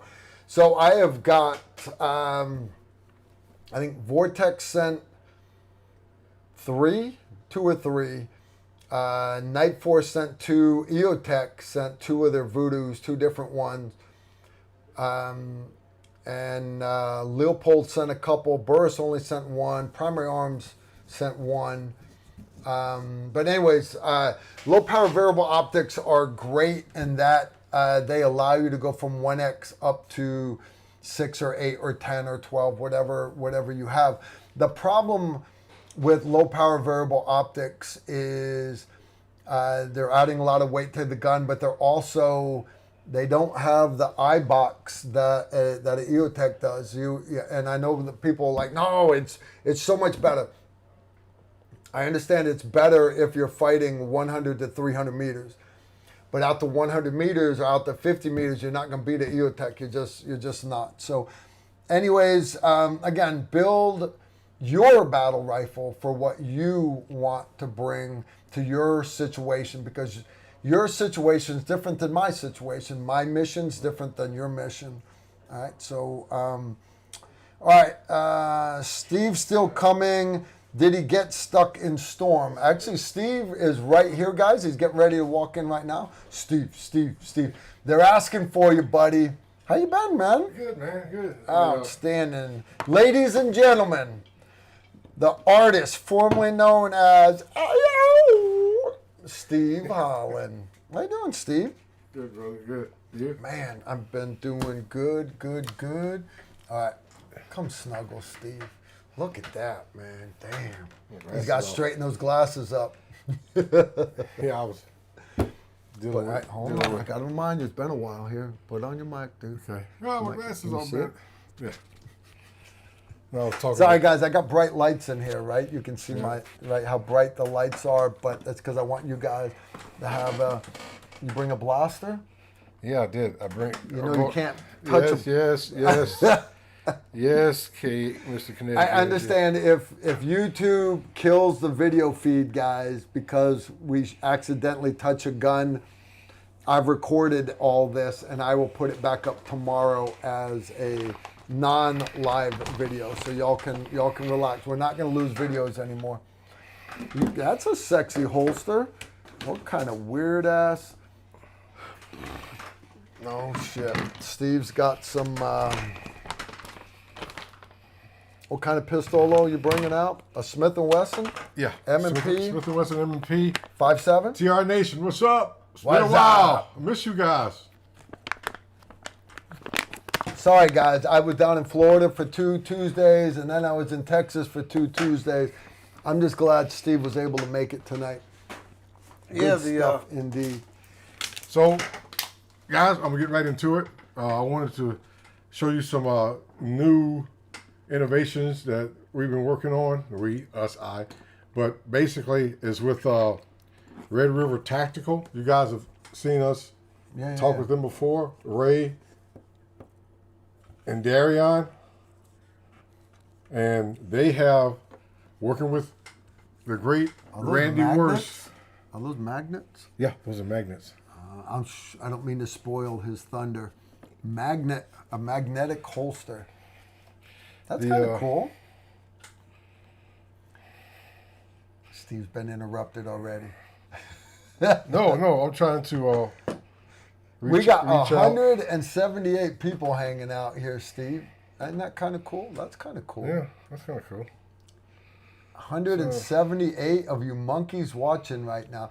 My wife has counseled me, by the way. I'm not allowed to call you guys monkeys, so I am here to apologize. I am no longer going to call you guys monkeys. I'm going to call you mammals. So I've got 178 mammals hanging out with us right now, listening to me do verbal diarrhea for over an hour and a half. That's badass, guys. That's totally badass. So, all right. I see I just had another super chat come in. Good stuff indeed. While Steve is finding that, guys, I wanted to go over one more thing with you guys. All right. I mentioned the Mountain Readiness Expos. All right. Sue LaRue. All right. Randy's not coming to it, but Sue LaRue, you guys know we've been worried about Sue LaRue. He died twice last year, and he had a, no joke, brain tumor. They had to actually drill a hole in his head to get to the bleed. And he said, so, I died twice, but the drilling in the head was the worst part. I'm like, how many people can say that and not be lying, right? Or not be exaggerating? So Sue literally is up. He actually came down a few weeks ago to visit, and we're trying to talk him into making a guest appearance at Mountain Readiness, but also possibly being, I need a third instructor for those classes up there in North Carolina. So I'm looking at bringing Sue LaRue in for those, if I can get him up to speed on the program of instruction. So anyways, if you guys are interested in how Sue's doing very, very, I won't say he's doing very, very well, but Sue is doing good. All right. We love you, Steve. Man, Ghost Enemy threw down 2 bones. You know, he came and attended a class down there in Texas. Did he? And these little guys show up, and he shows up for battle rifle with this little itty bitty red dot on his rifle, and he did great. He did great with it. The final stress test, he did good, man. He really did. So good stuff, indeed. New York City drummer 23 just said, "Sup." Sup. No, you got to throw your chin up when you do it. Sup. Sup. How you doing, Marvin? Sup. We love Marvin. Guys, Marvin works law enforcement up in New York City, and you know, everybody wants to talk shit about COVID and everything, but the reality, and you guys know I'm with you, all right? I am completely unvaccinated. I have all the antibodies in my body because I've had COVID 3 times. I have. All right. You notice they don't call it the Spanish flu anymore. It's just the flu, because it's a living thing, and the viruses want to live just like everything else. So the viruses morph constantly so that they don't kill the host anymore, but that they can spread faster. And so that's just like we still have the flu every year. You're going to have COVID every year, but it's going to be like the flu and the common cold. It's just another thing. It's another part of our life. All right. But when COVID first showed up, you know, we had the Delta variant and Omicron and Zombicron and all this other stuff. But the first couple places where it hit, I got that healthy people, you're fine.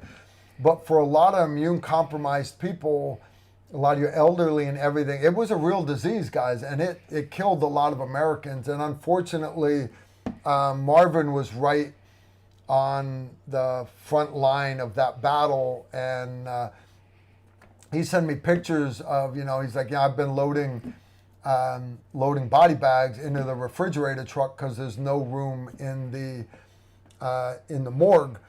And I want that to sink in, that a full city hospital, you know, literally has to use cops to do that stuff. And I've met Marvin. Marvin's not blowing smoke up anybody's tail. Marvin was one of the first patrons I ever met. I was up in New York City for a wedding, not my wedding. But me and Marvin, we went and hung out. We hung out with Jerry J that night, another guy from the asylum here. And so, Marvin, for you and for all my other law enforcement guys out there that are watching this live stream, either tonight or in the future, and cops that I meet in person, you'll always hear me say, you know, hey guys, thank you for your service. And they look at me like, this guy's messing with me, you know, because he was a Green Beret. But the reality is, guys, well, I was overseas playing Army. These law enforcement guys are the ones back here protecting my family while me and Steve are overseas. So anyway, sincerely, it's a shitty job being a cop, especially right now, today's political climate. It's hard. So Marvin, thank you for your support here on Tactical Rifleman, and please understand you will always have my support also, brother. Indeed. All right, I got another one. Here's one right here that says, all right, this is from, I can't read the name. You're the biggest monkey of them all, so it all works out. I respectfully request that you do not refer to me as a monkey, because even though I'm a two-legged primate, I take that personal as an insult, and I ask that you do not refer to me as a monkey. I ask that you refer to me as a mammal. All right. Thank you very much. Mammal, you freaking bunch of mammals. Holy cow. All right, Steve, we're caught up. Are you coming tonight, or are you going to stay on your phone? No, I'm just waiting for you, man. So, this is a holster for a Remington 870 shotgun. Oh, shit. How short is this shotgun? It's short. You know the 870s with the pistol grip handle? Yeah. The little You can put that on your urban- belt at a 45-degree angle like that. Yes. You can put it on a belt. You can put it on your assault vest if you're a breacher. Okay? If you're a breacher, you got the short pistol yeah. grip on the shotgun. Your breaching shotgun. All right, you tell them I want to do a TR video on it. Okay. I got doors. I We'll breach. already spoke for you. Okay, we're gonna do a already spoke video, for you. right? You guys want to see a magnetic holster with Steve doing quick draws with 870 breaching doors? Oh yeah. Okay, now if you can imagine, we don't have a blue trainer model of a short breacher shotgun or the master key, as As we call it, Reed yeah. Knight calls it. The master key. Yeah. So I can't put the shotgun into the holster because I'll be touching a live firearm Yeah. on a live stream. And they would lose their mind. But this is basically a idea concept from Mr. Randy Rawhide Worst, and he went to our good friends Ray and Darian at Red River Tactical, who's done a lot of different holster concepts for us. And Randy said, "What if?" And basically, they've got the system here. This is a Molly system, but they've got, the Safariland attachment rotating thing. yeah. So you can put anything on you want to. You can actually have your 870 shotgun somewhere in your vehicle, especially all you Southern rednecks, which I'm a Southern, but I'm a dark neck. And the shotgun will sit there. You know, at the police cruisers, you see the AR and shotgun sit. yeah. Well, this one can attach just about anywhere you want to. The shotgun is held in by magnets. I don't know if you can see that. There are magnets on the inside. I thought that was really Magnets- cool. I thought that Magnets was on the really inside. cool. So basically, the shotgun, I'm telling you, it holds that shotgun. You're not going to be driving along in your get-em-up truck from 1969 and hit a bump and it's going to fall out. Again, for breaching use, breachers, you're going to have the ability to slap that master key in there. And now this is for the Remington 870. And what Ray and Darian are doing, they're going to modify this to take the Mossberg 500 series. The breaching shotgun. So if you're driving along and all of a sudden there are protesters blocking the road, you can breach your way through them and get your vehicle going. Because here's the deal, I'm not being late for protesters on the road. You understand? I'm going to turn the other cheek one time. That's it. I'm going to ask you a second time to get out of the road. That's it. That's it. Okay. Turn the other cheek. You only got two cheeks. All right. That's a part where my wife reminds me I'm not allowed to say that on the internet. So now this one is more of a standard holster. And this is not for the Remington 870 or the Mossberg shotgun, Mossberg 500 pump shotgun, breacher shotgun. This is, now you guys know I'm all about some 5.7 Smith & Wesson for rifles and handguns. I love it for urban coyote removal because you don't want to run something like a 5.56 in your backyard. Okay? So you all know about the 5.7, and I've talked about it before. This is the mag and the 5.7 ammunition for a Smith & Wesson M&P 5.7. Now, this holster is designed to carry a Smith & Wesson M&P. Give you an idea what the bullet looks like. All right, so this is 5.56. It's the same projectile, guys. Same projectile, just half the gunpowder. All right. And from a 5.5 inch barrel, which is key. Now, no one yet makes a holster for the Smith & Wesson M&P 5.7 pistol that carries a Surefire laser light. So I had Ray and Darian at Red River Tactical, same way Randy went to them with his custom idea concept about a breacher shotgun holster for a breacher vest. Now I'm going to show you the pistol that goes into this holster. I'm going to open the pistol box, YouTube monitoring guy or lady, woman, person. I'm not going to touch the firearm. I want to just show the firearm that this holster is designed to work with. Okay? I am touching the outside of the box. Guys, if we get cut off, I love you. I'll see you all next Tuesday. I am lifting the box. We'll keep doing this I am next Tuesday, rotating the box. I'm going to lift up the box top without touching the firearm. I'm crazy trying to do this down that side. You Okay, level so that shit. don't you touch Don't it. you touch it. Don't you touch it. Raise it up, Steve. Yo, Okay. yo, yo, yo. So that is the Smith & Wesson M&P 5.7, 5.5-inch barrel, 22 round magazine, threaded muzzle.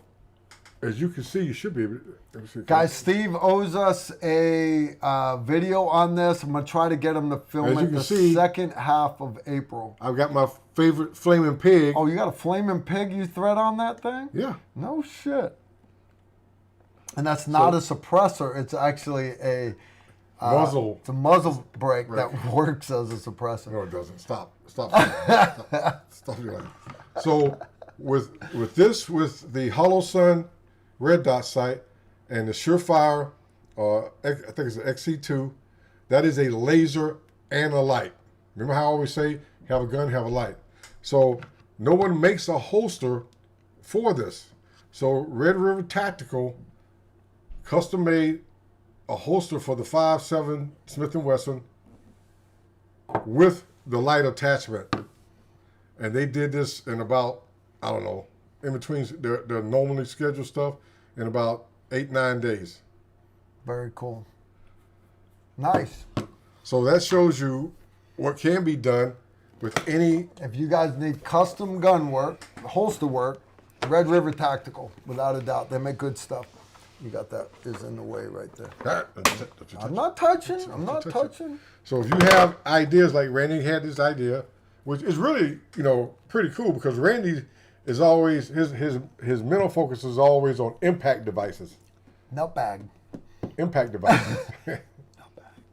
Randy's a nutbag. It's okay. And, we all kind of follow along with what our skill set is, which mine is firearm accessory innovation, sniper ops, sniper weapon systems, cartridge development. Randy's not a breacher. So for Randy to say, hey, I got an idea. So good for you, Randy. I guess we can call this the worst case breacher scenario or something like that, right? Good stuff. Good. So how you been, brother? How you been? Good, How's brother. the family doing? They're doing good, man. They're doing good. One of my favorite days up here on the hill was Steve's son had a birthday, and Steve asked, he's like, hey, Carl, you mentioned that you have a Barrett and we could shoot it whenever. Would it be okay if I brought my son up to shoot your Barrett? And Steve brought his son up, and your son just lit up. Oh, yeah. He actually asked me about that today. Did he really? Yeah, and it was amazing to me because I said, Brian, we got to go get some ammo because, Mr. Carl, is allowing you to come up and shoot his Barrett, but we're not going to shoot Mr. Carl's ammo. Yeah. So he walks back in my office and comes down with an ammo can with 50 cal rounds in it. I was like, where did you get that? He goes out to the store with his mom and his sister, sometimes with me. And I think he prefers to go with his mom and sister because he knows that I'm going to say no. Yeah. Like he bought some ammunition from Academy for the Ruger 460 Magnum. Oh shit! And you don't even have a 460 Magnum. No, that's the thing. And I can tell when he's done something he knows I'm not going to do with. Because I say, hey, Brian, where'd you get it at Academy? The first thing he'll say is, why are you asking? As soon as you say, why you asking, that means that he knows it's something that I'm going to say, why would you spend $65 460 Magnum. 460 Ruger and you Magnum. don't even own one. That is large. It is larger case and bullet than the 458 Winchester Magnum. I think it's like 4 inches long. But I can't, because I remember when I grew up. You never growing know. up, You never know. Dad might need one someday. Yeah. You I might- never know when you might go, damn, I really wish I had ammo for this. or you just attach a fuse to it, Yeah. and light the fuse and throw it, right? It's a deck cord. Wrap some deck cord around it. I actually just did a video today for my patrons how to make fuse out of duct tape.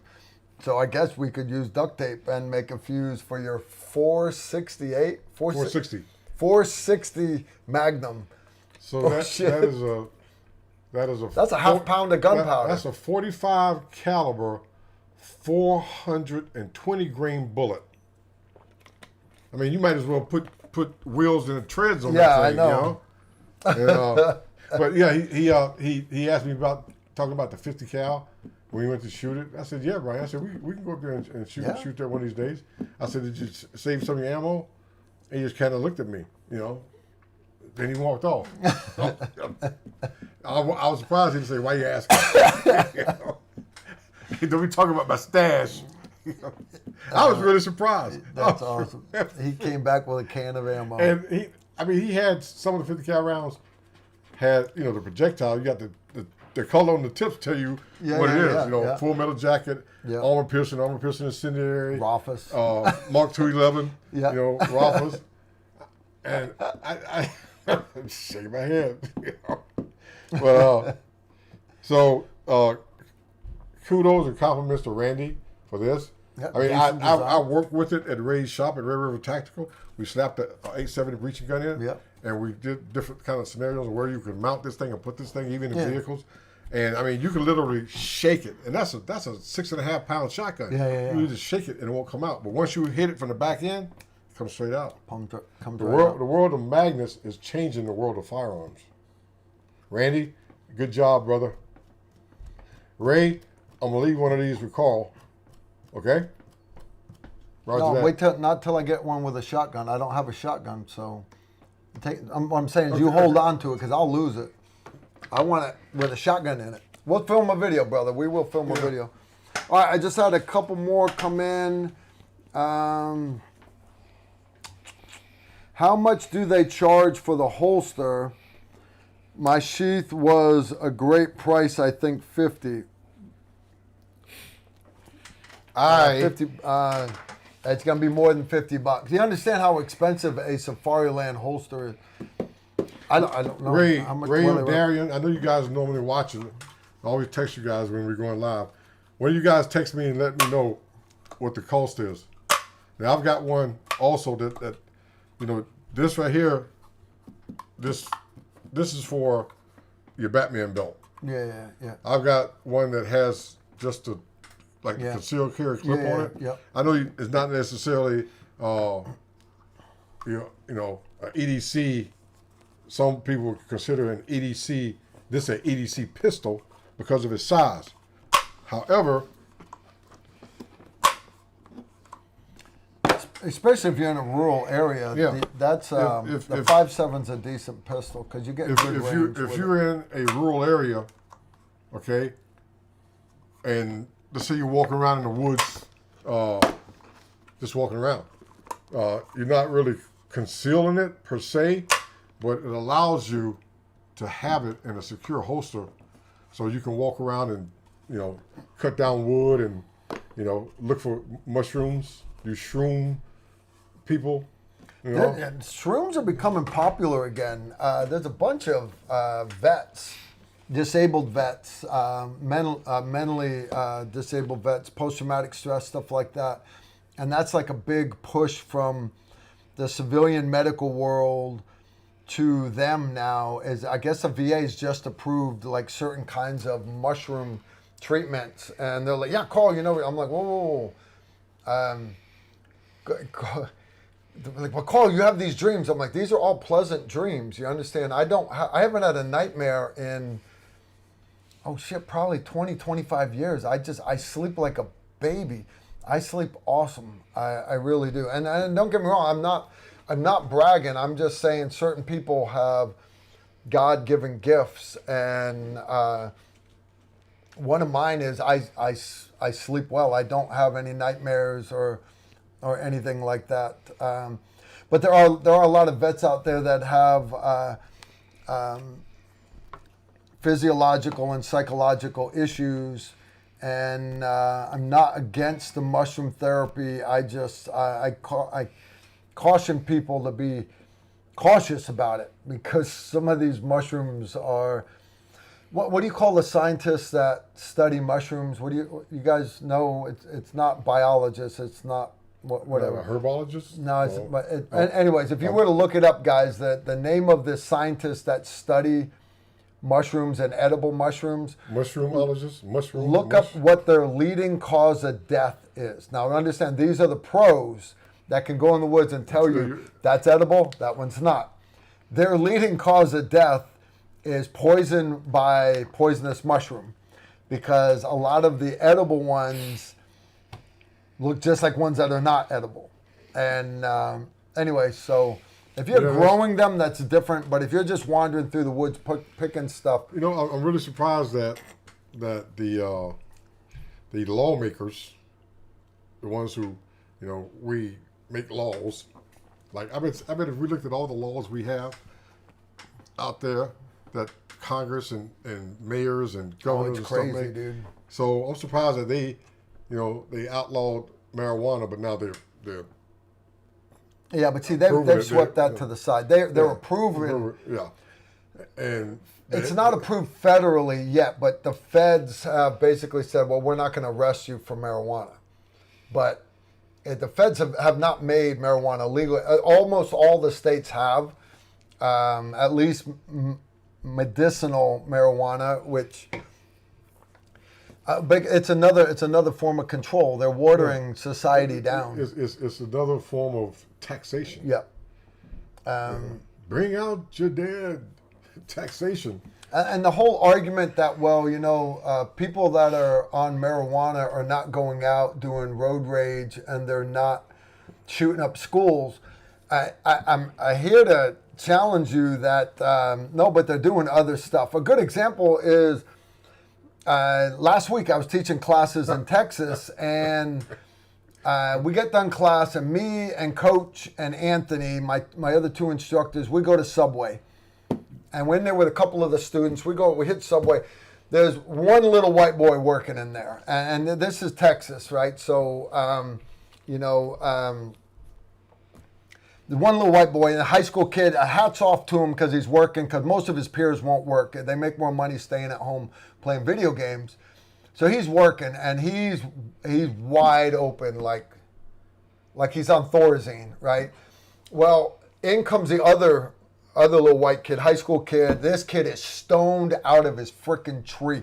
You can smell the marijuana coming off of him. He had just got out of his car in the parking lot. This kid is stoned out of his gourd. He came in, and of course, I'm the last one because, me being sergeant major and everything, I make sure all my instructors eat first. Well, I'm the last one. Well, up comes Home Slice.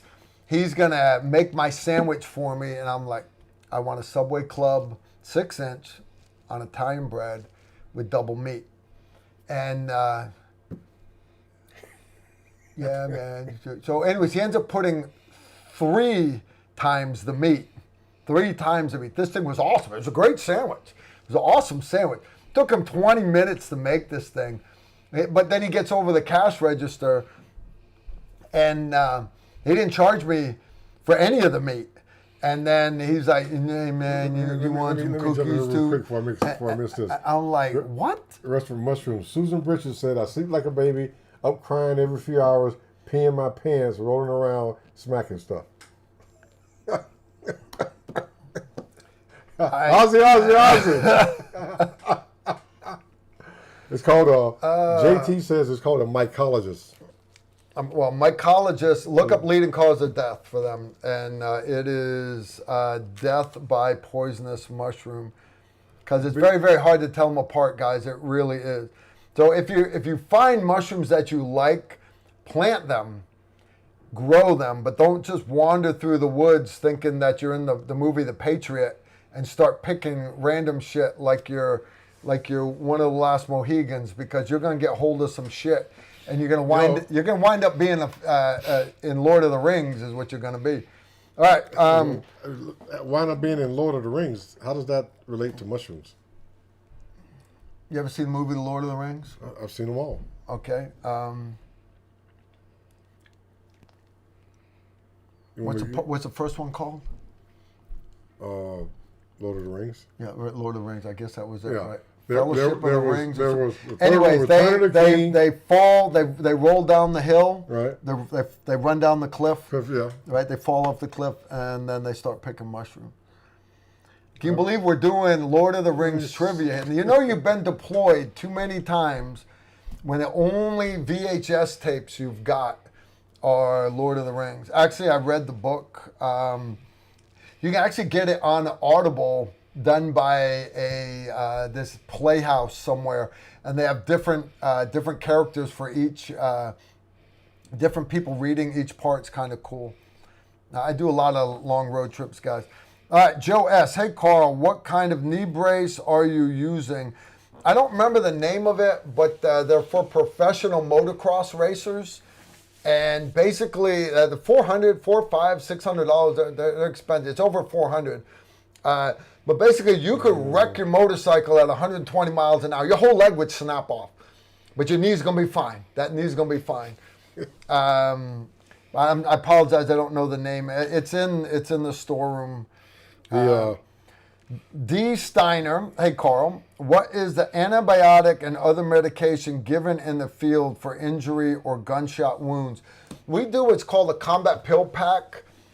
And what they found was, because understand guys, with a piece of shrapnel, whether it's a chunk of artillery round or a bullet or rocks, a wall exploding, when they pass through the body, you've got all the dirt on the outside of the uniform and the uniform getting pushed through the wound. And those little pieces of thread and dirt and grime immediately start getting into the bloodstream. And what they found was post-operative infections can be greatly decreased the sooner the patient starts broad-spectrum antibiotic therapy.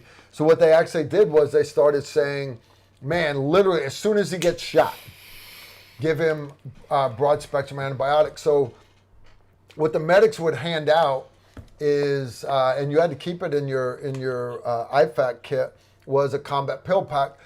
And it usually had, and again, I'm dating myself, they use a different anti-inflammatory now, but back then it was Mobic. Mobic is a little itty-bitty pill, meloxicam or something like that's the actual generic name for it. But Mobic is a good anti-inflammatory. It's rough on your liver. That's why the Army now uses Celebrex, but the VA doesn't use Celebrex. Celebrex is too expensive. So the VA will give me Mobic all day long. But it would also have two types of broad spectrum antibiotics. So if one was anaerobic, one was aerobic. So no matter what part of your body the wound was at, whether it was through your lungs where there's a lot of oxygen there, or whether it was through like your digestive tract or somewhere like that, two different broad spectrum antibiotics. And those change year to year. They change it to whatever the latest and greatest is. All right, so whether it's Rocephin or amoxicillin, whatever, I'm not going to tell you dosages and all that because literally it changes year to year. We'd also have Tylenol, 1,000 milligrams of Tylenol, 500. And everybody's like, man, that's all you got for pain was Tylenol? Tylenol is a good painkiller. It's an antipyretic, so it's helping with a fever, but it's also an anti-inflammatory. But that's not where your pain killing comes from. The problem with you sticking somebody with a syringe of morphine is if he's still hurting, he's going to take his own syringe out and he's going to give himself another one. And the chances are there that he's going to OD. So what they did was serious as a heart attack.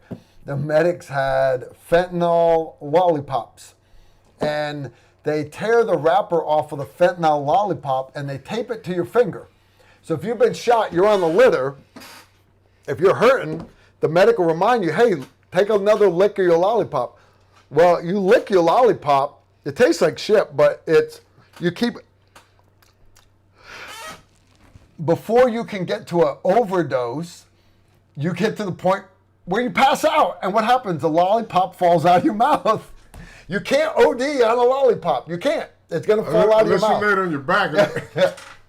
So, anyways, don't bite it like it's a Tootsie Pop. All right, just don't do that. But seriously, heart attack. They did away with carrying morphine, and now they use fentanyl lollipops. A little bit of trivia for you. Back to reality. So back to reality.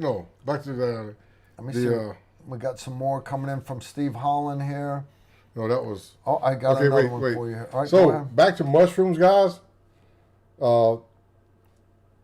My father-in-law, Mr. Edward Groves, out of Edwardsville, Kansas, who was a triple nickel Really? parachuter, 555 back triple in the nickel day. smoke jumper back in the day. He was a mushroom hunter, purveyor. Anyway, so we had this picture for years. This is my father-in-law, my wife's husband. My wife's father, with his largest mushroom ever collected. Nice. All right, but that was good eating mushroom, though, right? That wasn't a psychedelic mushroom. Yeah, that was. See, that's a difference. That's an eating mushroom. That's not a psychedelic Let mushroom. me put it this way. I've been looking at a picture for decades. I never quite really asked him which one was it. So any of you mycologists out there, if you can identify that shroom. I'm sure Tommy Gammon would be like, oh, I know what that one is. We got a question here, 5 Australian quid from Gavin Simpkins. Carl, just want to say thanks for teaching me for what it takes to be a good neighbor in this world, and I truly mean that. Gavin, you know we love you, brother. Gavin's always hitting me up with questions on Instagram for you, but I don't bug. See, Steve doesn't do Instagram, so I try not to bug him, Gavin. All right. Which one is Instagram? There's so many of those things out there. Yeah, don't. You're not missing nothing. Don't worry about it. I got another one here. 5 Stone. Just a thanks for your high-risk travel course. It was worth every penny. We use so much material in Nigeria. I can't thank you enough. Guys, I mentioned 5 Stone Frontline Coffee earlier and how you can go and support their mission. Buy good coffee, number one, but you use code TR10 saves you 10%. And I don't get a kick of that. I don't get a bit of that money. I asked for the code for you guys so you can get good coffee like you see me drinking every live stream. All right. But what he did was he does mission trips. Goes over to Africa, other places, make the world a better place. He came and took our high-risk travel course when me and Emery did it up at, I want to believe it was the Louisville Armory. And it was at the Louisville Armory. And you understand what and this is not the only time he said this, that literally you get in these other countries, I pray you don't ever have to use how to get out of handcuffs and flex cuffs. More important, and that's what everybody focuses on. They're like, oh man, I learned how to get out of flex cuffs. I learned how to get out of chains and duct tape and zip ties. I learned how not to get in them in the first place. Exactly. The big thing, the more important part of the course if you're already cuffed. How to spot surveillance and counter surveillance and all this ahead of time, so that you can avoid getting rolled up. And brother, I'm so glad you attended the class. And guys, our summer high-risk travel course is no longer open, but I still have slots available for the December class. High-risk travel, it is a 3-day class. Why 3 days? Because I literally cannot fit all the information into a 2-day class. It's not. So to me, it is the most informative class that we teach is high-risk travel. We do it down here at Montgomery County Shooting Complex, and the way we have it set up, like the last day when you're doing your surveillance, counter-surveillance routes, I've got 9 people in the class, and I bet we've got 20 role players out there. Got my wife in one car, me in another car, Randy's there, Jamie's there. I got all these other vehicles. Are they following you? Or are they not following you? And there's no way that you're going to just recognize that's Carl's son's car from the live streams. No, The only way you're going to bust these vehicles is by properly making note of everything, and you'll notice these trends and like, hey, that is a suspicious vehicle. Everything should be suspicious to you, but you learn how to narrow it down. And anyways, it's good class. My wife says that's a morel mushroom. A morel. Also verified from 1911 smoking gun. And she said they run $30 to $40 a pound at the store. Wow. But they picked them buckets full for free in Kansas. Morel mushrooms. Bucket- I'm not eating So them. it's $30, $40 a pound. And we picked bucket full, like 4 or 5 buckets a day. I'll buy them from the store. I've gotten away from picking mushrooms in the woods. All right, we just had another one come in for Steve. All right, we have hit the 2-hour mark. This is from Brandon 507. Carl, how was a range day down at Demolition Ranch? It was okay. I didn't know what it was. I was invited to go down to it. I thought it was going to be just filming, but it was kind of something like the Big Daddy Unlimited Epic shoot. Oh, really? But it was not as big. Not as big. Not like nowhere near as big. So But it was a firearms, corporations, Yes. media, social But- media. yes, but the problem though is 90% of the people there were social media channels that aren't gun channels. So they're this channel or that, but they're out there and watching. And if you guys look at some of the pictures that I posted on Instagram, there's pictures of this little brunette in these little jeans with cowboy boots. She's shooting full auto. You can't see because I didn't take video of her because it'd be used against her in a court of law. This shit's going down in the ground and all the bullets are going up over the berm. I mean, they're clearing the berm. And the way they had it set up is you're shooting all these steel plates. They have 308 guns there, 308. They have 6.5 Creedmoor there next to the 5.56 guns, next to the pistols. Well, nobody can shoot steel past what? Past 15 meters? Yeah. So all the steel is 15 meters, and they're shooting them with 308 and 6.5 and AK. And you understand, if you've ever taken one of our classes, we don't shoot. A minimum distance. Yeah, minimum distance for pistol is 7 meters for steel. And I know frangible ammo, everything, okay. But for rifle, it's 47, 45, 47, some people say 50 meters. But at a minimum, 45 meters. And this steel was like, some of it wasn't even 25 meters away. And they're banging away with 6.5 Creedmoor on it. And I'm like hiding behind people. And I'm the retired Green Beret. And I'm hiding behind these people. And they're like, what are you doing? I'm like, yeah, I'm waiting for him to get done shooting that 6.5. They're like, what are you talking about? I'm like, if you don't know, you don't know. You don't know. They don't know. And you're seeing like shit hitting the canopies and people keep getting popped by Spall. And I'm like, yeah, okay. So anyways, it's not really my scene. Me and Coach made a couple contacts there, people that he wants to do videos with. And again, I'm not bashing Demolition Ranch and everybody that put it on. I understand they have certain things they have to do for social media stuff. It's just not how I would have ran it. One thing that was cool, there's a company that's called, I want to say it's like Protect Everyone or... Mr. Merck, whatever it's reference called. your comment. What makes you think that a humble person like me would not watch Lord of the Rings?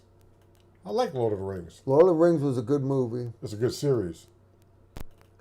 Yeah, Steve's watched all of Game of Thrones. He's watched all I 7 have. seasons of it. And wish they would make some more. All right, Robert Mandalorian? Toombs.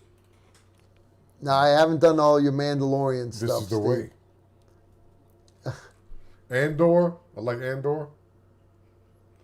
Way too much time, right? No, seriously. Sometimes, guys, it's good to just let your mind wander, And I would rather you get a series that you know is fake and just let your mind go and remember what it was like to be a 9-year-old and daydream than to just watch some of these Jason Bourne things that make you believe that all this shit's real. All right, and Well, see, you know, have you sit around and watch MSNBC all day long. I enjoy it. You know, the funny thing is, we were watching some La Femme Nikita, whatever Nikita. La Femme Nikita. Well, That's actually a not- good movie. Yeah, but they got a The series. original now. one. Yeah, the original one. Original movie Well, was good. The one in French. Yeah, my wife watches the series all the time now, and she even commented the other night when they were going after some bad guys, and it's either Nikita or something else, and she said, "Should those police officers be standing in front of the door like that when they knock in with a warrant?" I said, "That's pretty good." She's paying attention to the tactics. But the reality is, a lot of them do stand in front of the door when they serve I warrants. mean, but this is blatant, man. It was a door and then a big picture window next to the door. I was like, no. And the guys wanted for murder, right? Oh, So shit. you know, and they tried to find him in like 4 different places, and that's just and the other series I recently got into, and it drives me crazy, is Halo. Halo. Yeah, I like Halo. The sci-fi one. No, well, yeah, the sci-fi. Halo, one. yeah. It's based off of a video Video game. game. Yeah. The series is really good, except some of these series, they always, the writer, maybe by force or not, inputs this The woke bullshit. the diversity, equity, Yeah. and inclusion. Because I'm like watching this. DEI, you guys I mean, I'm understand- watching these I know. future warriors in this armor, like the Taylor suit, like the Iron Man suit. Yeah. And then the one female chick, you know, it's like, oh. Then they go to this guy, he's a healer. Then the other guy, they're like, this is my boyfriend. I was like, oh God, do we have to have in every show? Do we have to have this stuff? You know, and I realize that the that's writers, forced on it. yeah, It's I realize forced the on it. writers are in L.A., so you know, Yeah. and then of course Disney World is just full of it. Yep. You know, so Yeah, I quit doing But, Disney. Quit you doing know- Disney. Guys, I encourage you to get your kids out of Disney. you know the Get only your thing, kids out of Nickelodeon. the only thing about the Mandalorian I don't like is his voice. His voice. Oh, are you going to try to kill me? Thank you very much. You know, you want something like, are you going to try to kill me? Bring it on. You don't want some guy suited up with armor and all this other stuff, having this voice like, you know, it just. What was that guy back in the day? Now I'm dating myself here. Remember the guy Tiny Tim? Yeah. But what we got? Roger Rigney wants to know if your little holster will hold a full-size 870. Understand that's too much weight for it. I'm sure it'll hold it, but it's not going to Believe keep me, it from the- rattling the, loose. The weight of that stock is not going to. This is my opinion. From what I saw with the one we had was the 870 pistol grip with I think the legal length on a shotgun without it being like an SBR kind of thing is like 18 inches. This is an 18-inch pistol grip 870, and it dropped in there fine. Now you add another pound and a half of wood from the stock or less on a nylon stock. It in my opinion, it will hold it. I know that Darion, Ray Hodge and Darion Marquis of Red River Tactical, he texted me. I'm almost certain that if you're going to use it other than breaching, like I said, you're going to put it in your pick 'em up truck and hook it to the roof or something like that, it'll hold it. That from what I saw. Now at the same time, no, Carl, I'm telling you, it will. It will. I believe By it the when I way- see it. No, With the seriously. full stock and everything. Because that's Yeah. a lot of leverage. That's a lot of leverage while it's moving. Well, consider if you hook it to the roof. Have you seen if- what I do to my roof on my Jeep? If you seen what I do to put my this on the roof? roof, you're not even. If the shotgun is sitting here and the pistol grip is here, right? Yeah. If you're hanging it like this, I might question it. But if you're flat to the roof, right, like that, then the Especially shotgun coming forward. the shotgun receiver goes in here. Carl, I'm telling you, man. I'd have to see it. We'll try it out. We'll try it with a full size one. I think I'd want to say add another magnet up near the end of the barrel or something. You know, if you're gonna go on the ceiling, go with another. Put it like that. Steve, it don't matter, brother. That magnet's not that. It's just two Well, small magnets. Yeah, but no, you got initial tension here with the screws, right? Steve, I'm just saying, with the stock of a shotgun, have you seen some of the bumps I hit with my Jeep or my pickup? Shit. I fell off the dash that's bolted down. I'll see some of the rivers that you left your Jeep in. Where's your Jeep in the water? Why are you on land? Because the Jeep won't go. All right, guys. All right, we're going to wrap this up, Steve. We're already coming up at, we are 2 hours and 15 minutes. What else you got? One last thing, Steve. I just want to say, guys, we appreciate all of you.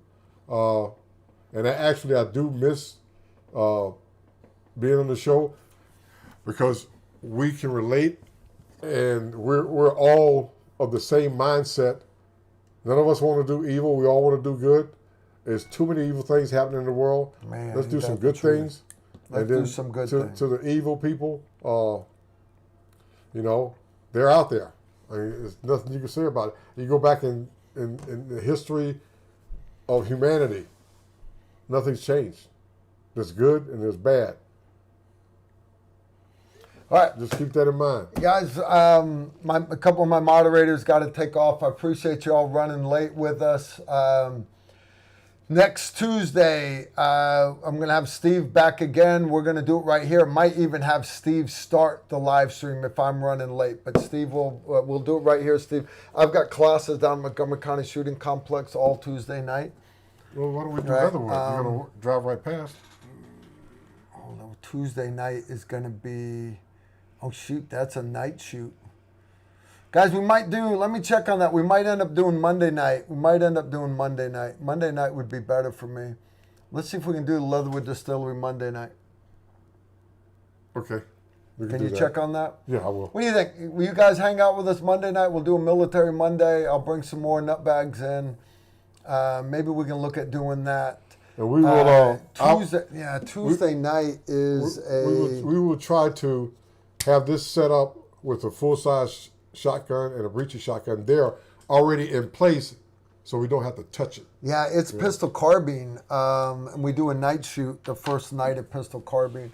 So I would have a night shoot. Yeah, guys, let's do Monday. We'll do next Monday, and we might do the Leatherwood Distiller, or we might do here. Either way, we'll make it work. But we're going to do live stream next Monday night. It's going to be awesome. It really is. All right, guys, parting words of wisdom from Steve Holland. Parting words of wisdom, Steve. Parting words of wisdom. I got one. You got to look it up. No. I got parting words for you. Guys, I want to thank Venture Surplus again for supporting. You guys help support me by supporting my sponsors. So go to venturesurplus.com. If you guys know the deal, if you want anything from the surplus stores, Venture Surplus brings a surplus store to your door.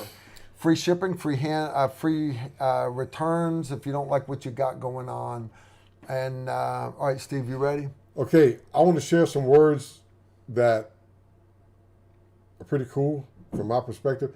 I was texting back and forth with some of the patrons that I've been in classes with.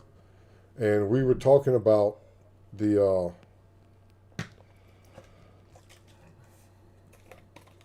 about the 6.8 SPC, 6.8 by 51, which was one of the other cartridges that I developed during the 6.8 era.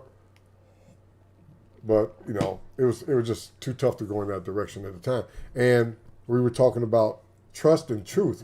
And Chad, our TR patron, wrote back to me and the other guy. He said, I've heard that anywhere you read faith in the Bible, you can alternatively read trust, because It's the same Greek word in the originals, faith and trust. So if you have trust the size of a mustard seed,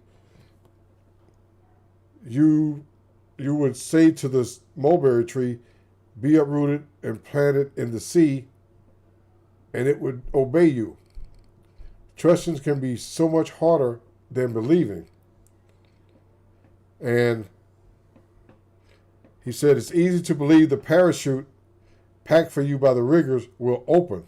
It's another thing to jump out of the plane. Faith. Cool. All right. And the scariest part of the airborne school, said Philip Wilson, was when they issued me my first chute and told us the riggers signed each chute, and I looked at the signature and it was completely illegible. He said everyone's chute around me signature was completely unreadable. But trust and belief. And I truly believe that all of us who don't have malice or evil or hate in our hearts, we serve the kingdom of heaven. And we trust in God. And that's it. I'm good with that. Y'all take care and shoot straight. Incoming right there.